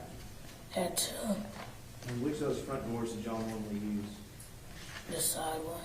The one where the car was next to. The side door that the cars were next to, is that right? Yes, sir. And the other door points out to the street, right? Yes, sir. Did y'all ever use that one? Sometimes if we order something to eat. And those doors, did y'all normally keep the doors closed? Yes, sir. Now, because those hamburgers were burning, what'd you do with those doors? What'd you and Aunt Tay do with those doors that night? So we forgot the front door was open, and the screen door was still kind of open when I opened the window off it. So y'all kind of open up the doors to let the smoke out? Yes, sir. But those glass screen doors were still kind of shut, is that right? Yes, sir. Those were open too? We'll pass the witness, Your Honor. All right, we've been going a while. I want to take our mid-morning break, okay? You stay right here, okay? Y'all retire to your jury.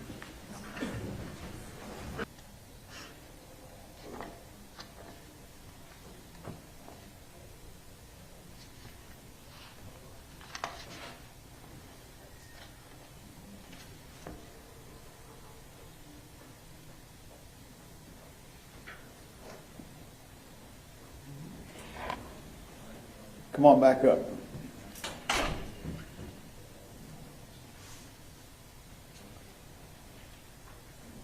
Let the bailiff check the microphone for you, okay?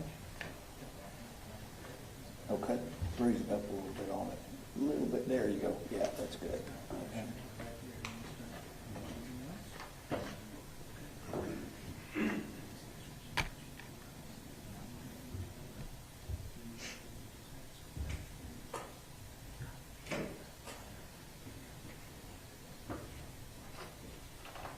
Good to go?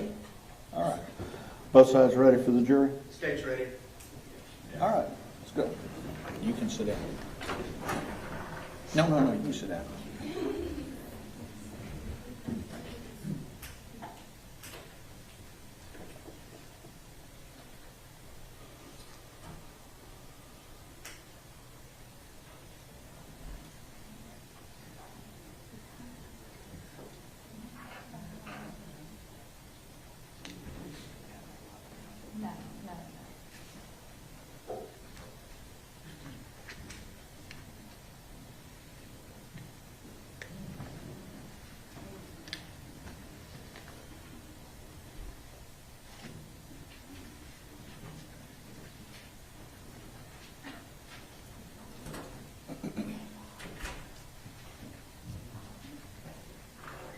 All right, everyone may be seated. We are ready to proceed. Mr. Gill. Thank you, Your Honor. Good morning. That's my fault. Hang on, I got it. Now we're working. Good morning. Good morning. Your name is Zion? Yes, sir. My name's Bob. Nice to meet you. Nice to meet you. Our towers even look kind of alike from the distance.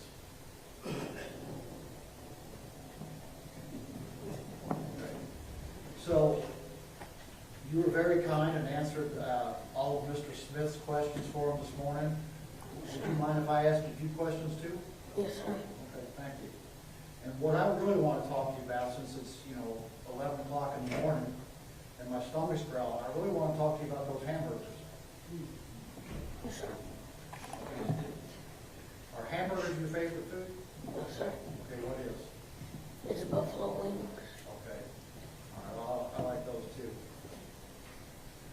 So, let's go back to when you were living with Aunt Tay, okay? Okay.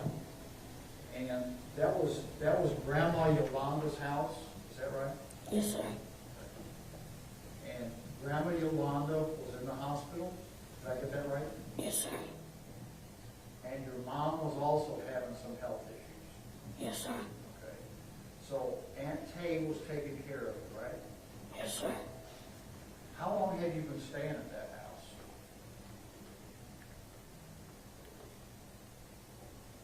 I really don't know. Probably when I was like 5 or 6. So like a couple years. Okay. It wasn't your first day there, you've been there for a while. Yes, sir. And so at the time this all happened, it was just you and Aunt Tay staying there, right? Yes, sir. And the cars in the driveway, did one of those cars belong to Aunt Tay and one to your grandma? Yes, sir. Okay, which one belonged to which? The white one belongs to my auntie. The gray one belonged to my granny. But I don't think the gray one was there. I'm sorry? But I don't think the gray one was there. Okay. Was there a blue one there? No, sir. Compared to most of the rest of the neighborhood, was that a pretty new house?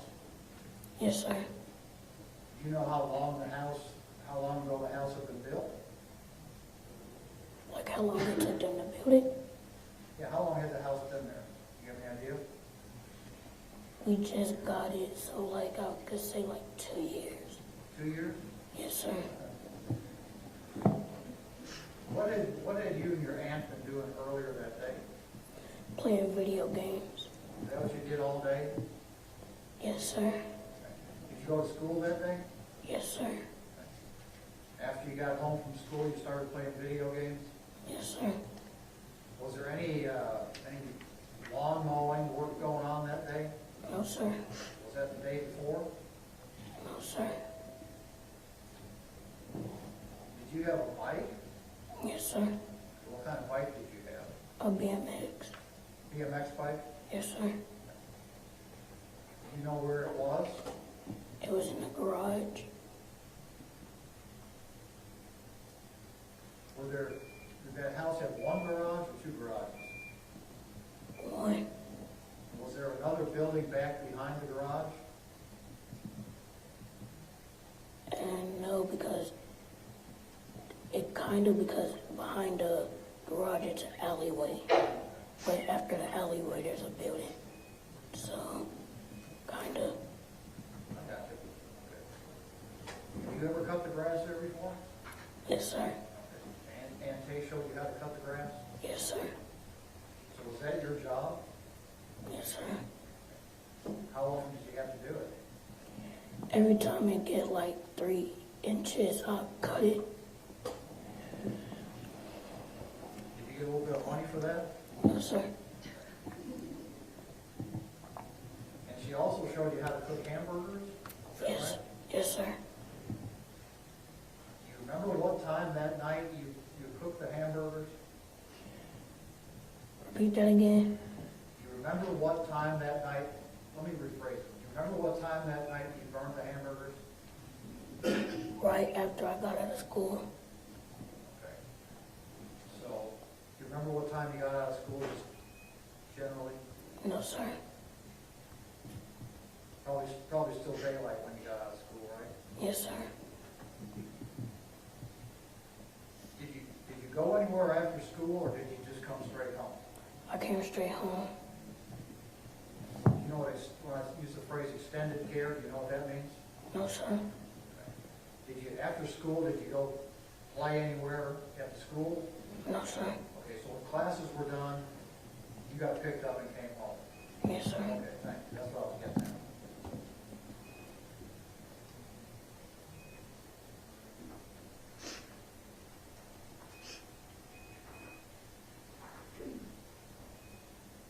Close this again. Trying to figure out where the beeping's coming from. We took care of it.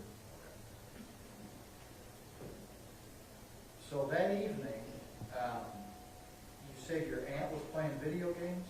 Yes, sir. Were you playing video games too? Yes, sir. Were you playing on the same device, or were you playing on different devices? Different. Which? That's a bad question, sorry. My auntie was playing on the PS4, and I was playing on the Nintendo Switch. Now, you're gonna have to help me here, because I don't know a whole lot about video games, okay? You said something about your auntie had her friends. Yes, She sir. was playing with her friends. Yes, sir. How does that work? So she gets a controller, then she go to messages, and she texts them and say, do you want to play? And they said, sure. So they made a party chat, and they just started talking. I'm having a little trouble hearing. Say it again. Speak up a little louder. So she go to messages, then text them, do they want to play? And then they say sure, so they make a party chat, and they start playing. That voice was much better, so keep that up, okay? Okay. Okay, so if I have this straight, she can send a text message to people and invite them to play with her on this game. Yes, sir. And they can be remote in some other house or some other town and still play the game with her, right? Yes, sir. Okay. Because in this electronic age we live in, she can do all that online, right? Yes, sir. So she said she was playing a game called Ring Royale. Ream. Can you spell it? REALM. Okay, Realm Royale. That sound right? Yes, sir. Okay, you know a lot more about it than I do. So what's that game about? It's like Call of Duty, but kid friendly. Like if somebody kill you, you turn to a chicken, and then you have to run around for 10 seconds. And if you run around for 10 seconds, you turn back to a human. But if they kill you as a chicken, you have to start another game up. You have to go to a different server. Okay. So you said something earlier about there being some shooting involved in it? Yes, sir. Tell me about that. So like you could forge weapons like swords, guns, and you could forge shields Me and my auntie we usually forward the shields and guns because the swords it's really not that good. Okay, so your auntie was playing that game, and so your auntie and these other folks were shooting at each other on the game? No, like it's when they join, they come as a team. So like, say if it's only her, they have to do a solo match, and say if another one joined, they have to do duos. Another one trios, then the fourth is a whole squad. So that's how they do it. But if like you want to do like you want to battle your friends, you have to go to like a custom match. I think I get it. So, my kids used to play video games sometimes, and there's a controller, right? A thing you hold in your hand, Yes, sir. and that's how you play the game, right? Yes, sir. And on this controller, there's buttons you push, right? Yes, sir. And on the buttons, is there a button on that game, you push a button and shoot a gun? Yes, sir. Okay. So that's kind of what the game's about, right? Yes, sir. Shooting the bad guys? Is that what it's about? It's not bad guys. It's just like I could say it's bad guys, but I don't know if it's really the game about bad guys. Another team? Yes, sir. Team, okay. So it's kind of a competition? Yes, sir. Okay, I got you. Okay. So, I think you described that you were in the bed Yes, sir. playing on your game, Yes, sir. and your aunt was where? In the middle of the floor on her chair, sitting in her chair playing the game. When you say in the middle of the floor, Like the middle of the room. okay? Okay. And she was sitting in a chair, Yes, sir. and she was playing the game. The game she was playing was on a TV screen, right? Yes, sir. Has anybody showed you any pictures of that room? Say it again. Has anybody showed you any pictures of that room? The room? Of the room you were in? No, because I was already in the room. Okay. Was the TV screen that she was using to play on the one that was in front of the bed? Yes, sir. So in that room, there was a TV screen and there were some computer monitors too, right? Yes, sir. But she was using the TV screen, right? Yes, sir. So it was just you and her in the house. Were there some pets also? Yes, sir. What kind of pets did you all have? Dogs, kittens, and a rabbit. How many dogs?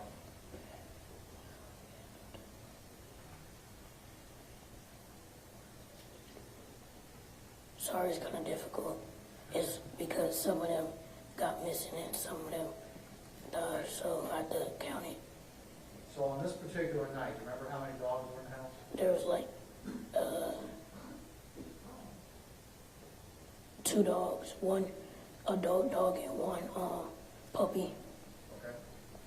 And were there any cats? 3 kittens. Three kittens, Yes, sir. okay? And a rabbit. Yes, sir. How'd the rabbit get along okay with all the others? Yes, sir. Okay.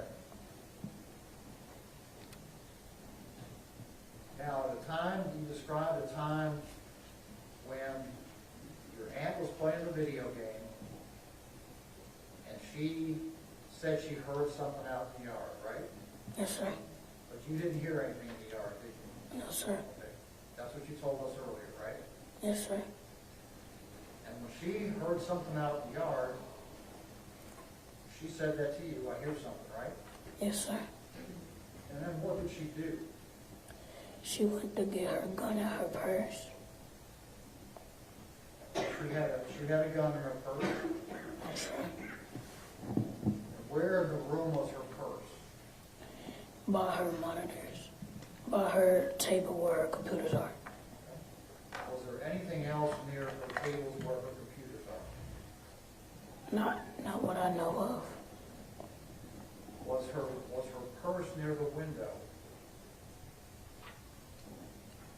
Like 5 feet away from it. So 5 feet back into the room? Yes, sir. It was in the same room y'all were in, right? Yes, sir. And she went to her purse, and did she, was the purse up on the desk, or was it down on the ground, or? Down on the ground. And what'd she do, reach into her purse Yes, sir. and pull the gun out? Yes, sir. How did she pull the gun out of her purse? She looked at her purse, and then when she looked at it, she got it and just had it next to her. Show us how she had it. You mind standing up? Go ahead and stand. I'll go over there. You want to stand there or come down? Right here would be great. Everybody can see.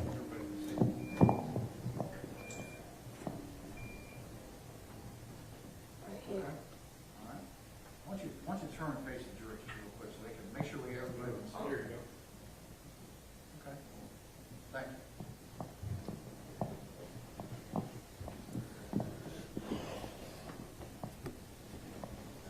When she was doing that, do you remember which way she was facing? She was looking towards the window. How many windows did that room have? One. So if we say the window, it's pretty clear which window we're talking about, right? Yes, sir. Is that the window where she said she heard something in the Yeah. backyard? Yes, sir. And you said she was looking out in that backyard? Yes, sir. And you were looking out in that backyard too, weren't you? No. Well, what were you looking at? My Nintendo Switch. So it didn't capture your attention at all that your aunt No. heard something in the backyard and pulled a gun out of her purse? No, because at first she told me it might have been a raccoon, and I thought it might have been a raccoon too. What? She told me it might have been a raccoon, so I'm like, there's nothing I should care of. Okay. Did you ever tell anybody that before about the raccoon? Never told anybody about that before? Okay. Is that right? Yes, sir. Okay. Don't shake your head. Answer yes or no. Yes, sir. To be clear, that's the first time you've ever said anything about a raccoon, right? Yes, sir.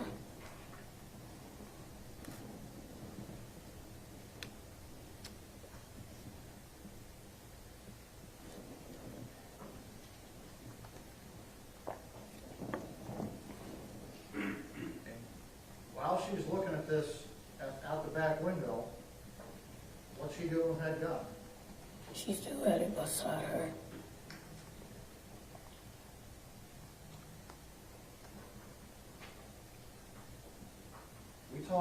You talked to Mr. Smith earlier about the fact that there was after what happened, you got put in a police car, right? Yes, sir. And the police car that you were in took you down to a place where you sat in a room and talked to a lady, right? Yes, sir.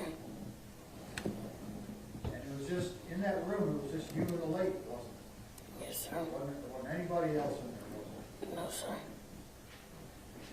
And you started talking to this lady, and you told her who you were, and how old you were, and where you lived, and stuff like that, right?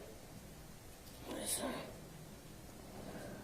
And you and this lady had a conversation. Yes, sir. And she was a pretty nice lady, wasn't she? Yes, sir.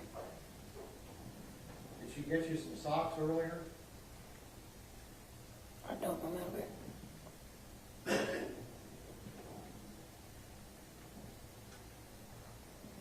And that lady started asking you some questions about what you'd seen that evening, didn't she? Yes, sir.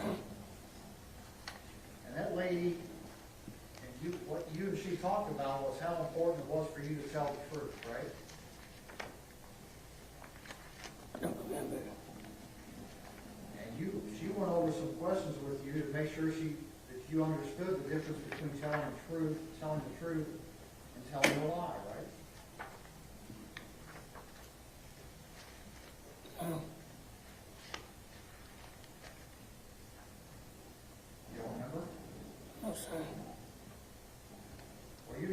those kids that goes and runs around telling stories, are you? No, sir. And you knew how important it was, the stuff that she was talking to you about, right? Yes, sir.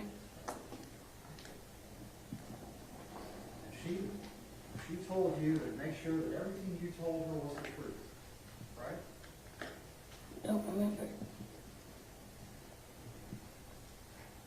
She also told you and asked you if you knew that there was a camera in that room, right? Still don't remember. And you pointed and you told her, yes, there was a camera in that room. Remember that? No, sir. And she told you that what you were saying and what she was saying were being recorded, right?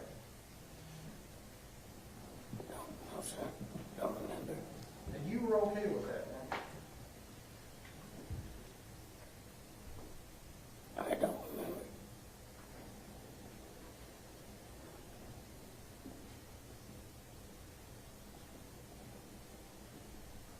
And she told you that where you were was a safe place to talk, and that she was just going to listen to what you had to say, right? I don't remember. And she told you that there weren't any right or wrong answers to all the things she asked you. I don't remember. Well, she was a pretty fair lady, wasn't she? I don't know.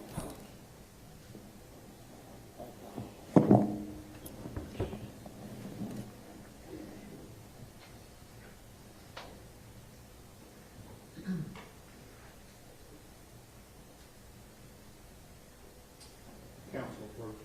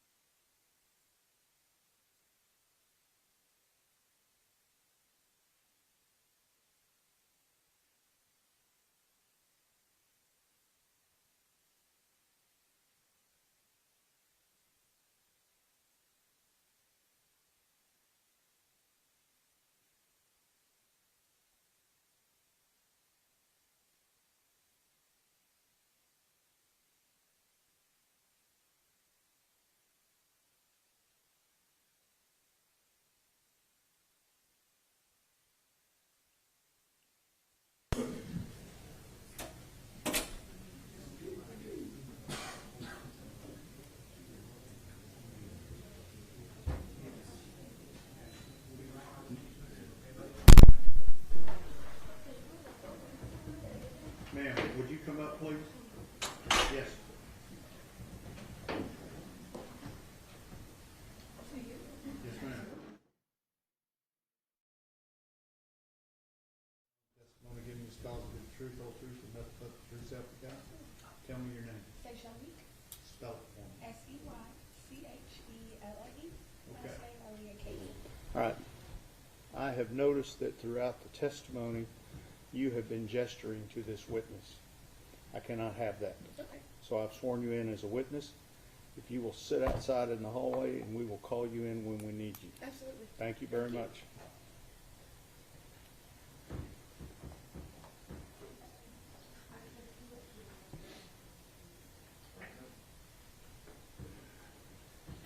Let's have him come back in. Yes, sir.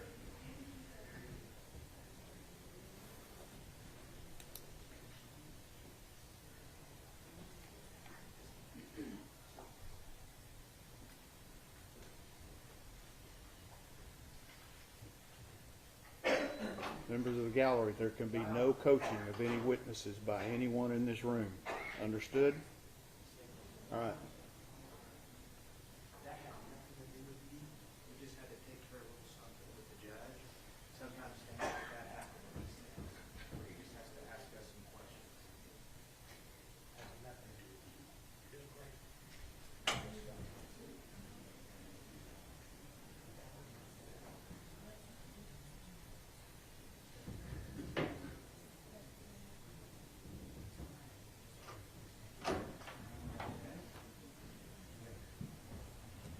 And listen, you speak better when you speak up, okay? So speak up loudly, like you're answering a question from your teacher in the classroom, okay? Both sides ready for the jury? State's ready. Defense is ready. All right.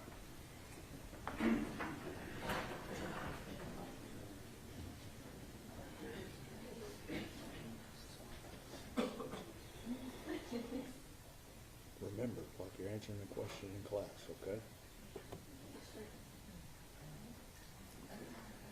You need some more water? Okay.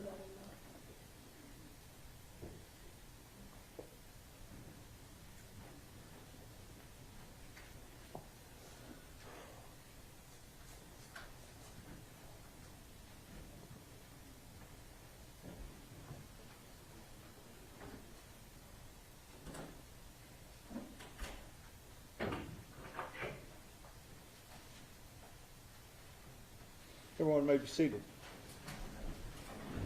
We are ready to proceed. Mr. Gill. Thank you. Okay, Zion, what I'm hearing you say to me this morning is you're having a hard time remembering what you told that lady. Yes, sir. You know why that is? Because it's been 3 years. I don't remember nothing from years ago. At some point in the 3 years, did you come down to this building and sit down and talk to these two folks over here, the prosecutors? Yes, sir. Okay. They invited you to come down because they wanted to hear what you had to say, right? Yes, sir. How many times did you do that? Repeat that. How many times did you come visit with them? Probably like once or twice. And did you answer all their questions? Yes, sir. Did they play that video recording for you? Yes, sir. They did? You had a chance to, which video recording did you watch? When I say that video recording, what was on it? Repeat that. What video recording did you watch? Did you watch the one of you and us talking to the lady? No, sir. You watched a different video? Yes, sir. Oh, my bad. Which video did you watch? Do I have to answer that? Yes, sir.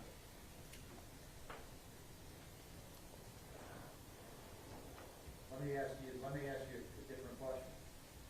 Was it the video of the camera Incident. the police officer had on? Yes, sir. Did you watch that with these two folks? Yes, sir. You had already seen that before, hadn't you? What, the video? Yes, sir. Yes, sir. How many times? Don't remember. More than once? I don't remember. More than once?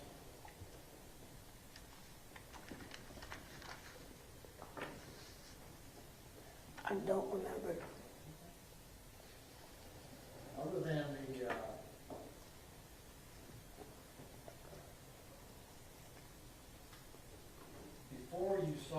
before you talked to the lady, you had not seen that video, had you?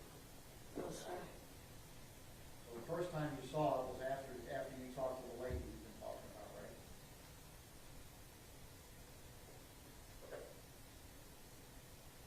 I don't know. Other than these two talk to them about this? Who else did you talk to about it? Nobody. Not a single soul in the entire world. You didn't I talk don't to like, I really don't like talking about what happened, so that's why I never told nobody. That's fair. But what is your mom curious about what happened? No, because she's seen the video already. So you just haven't talked to anybody at all about it? No.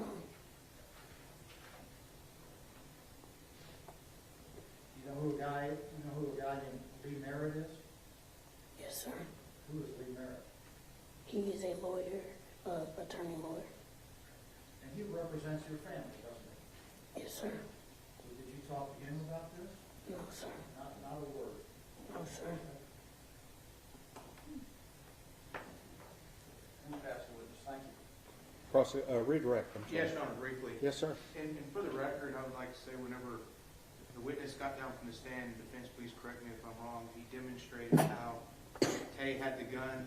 His right hand was about at his belt line, his right elbow slightly bent, and his fingers were pointing down as if he held something for purposes of the record.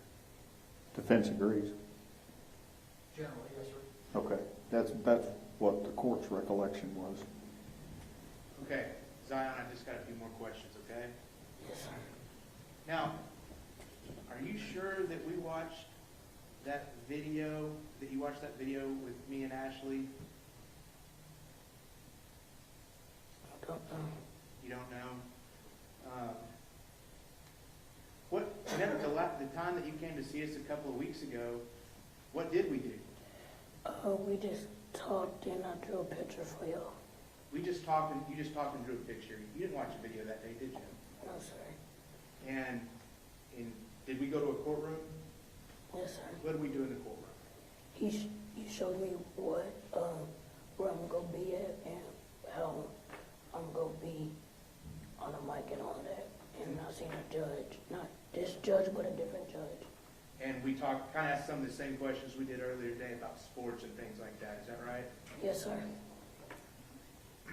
Zion, have you ever done anything like this before, testified in front of a bunch of people?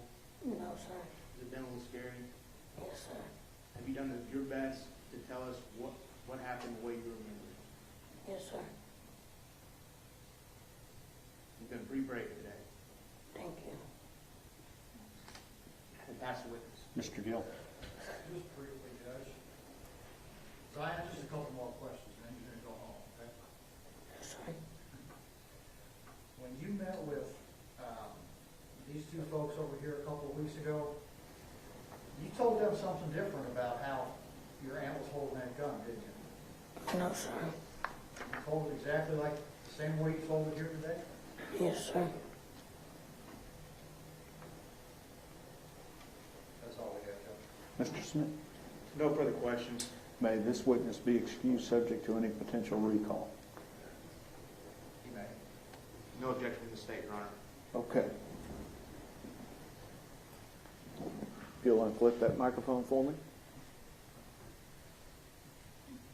And you can go to the back.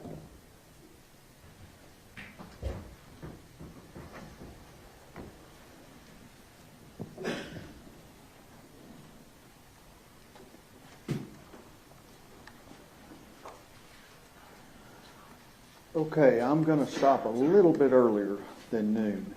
The lawyers have indicated to me that the next witness may be rather lengthy, and rather than getting started and having to stop, we're going to stop now. Okay? We will start up in the morning at 9, like we did this morning, and we'll be on a regular schedule from that point on.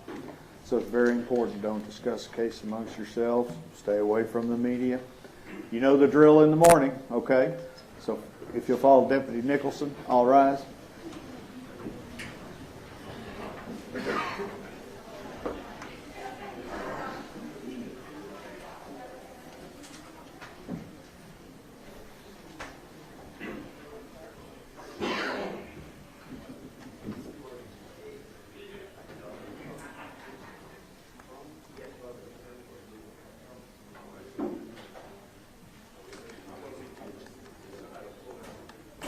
All right, thank you, everybody. Oh, wait.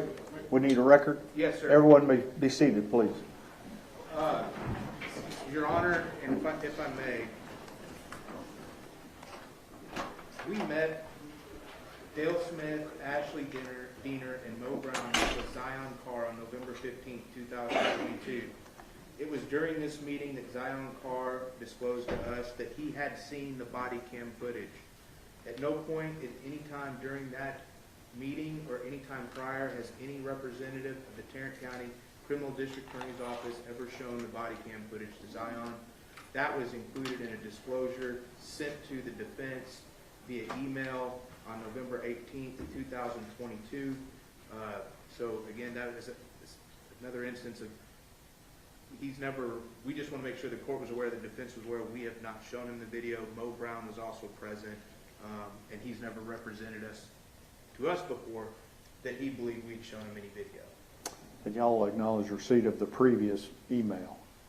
Yes, sir. I don't think that the state has shown him that, and we got the email. It's clear from the video footage that's in the pretrial exhibits that the court reviewed that Lee Merritt's on TV that night, the night of the 12th, talking that he has met with this witness and talked to him at length that day. And subsequent video footage has shown that he's met with him over and over again. And that's in the records for the pretrial exhibits, so I think we know where the influences come from. All right. But we'd like a further disclosure about how, and we can do this off the record. Okay. We'd like a further disclosure about what his gestures were during that. Okay, we can talk about that, and then we can come out and put it on the record. Okay. Mr. Smith, anything else that we need to do out in court today Nothing from the state, Your Honor. from the defense? No, Your Honor. Okay, thank you. We're done.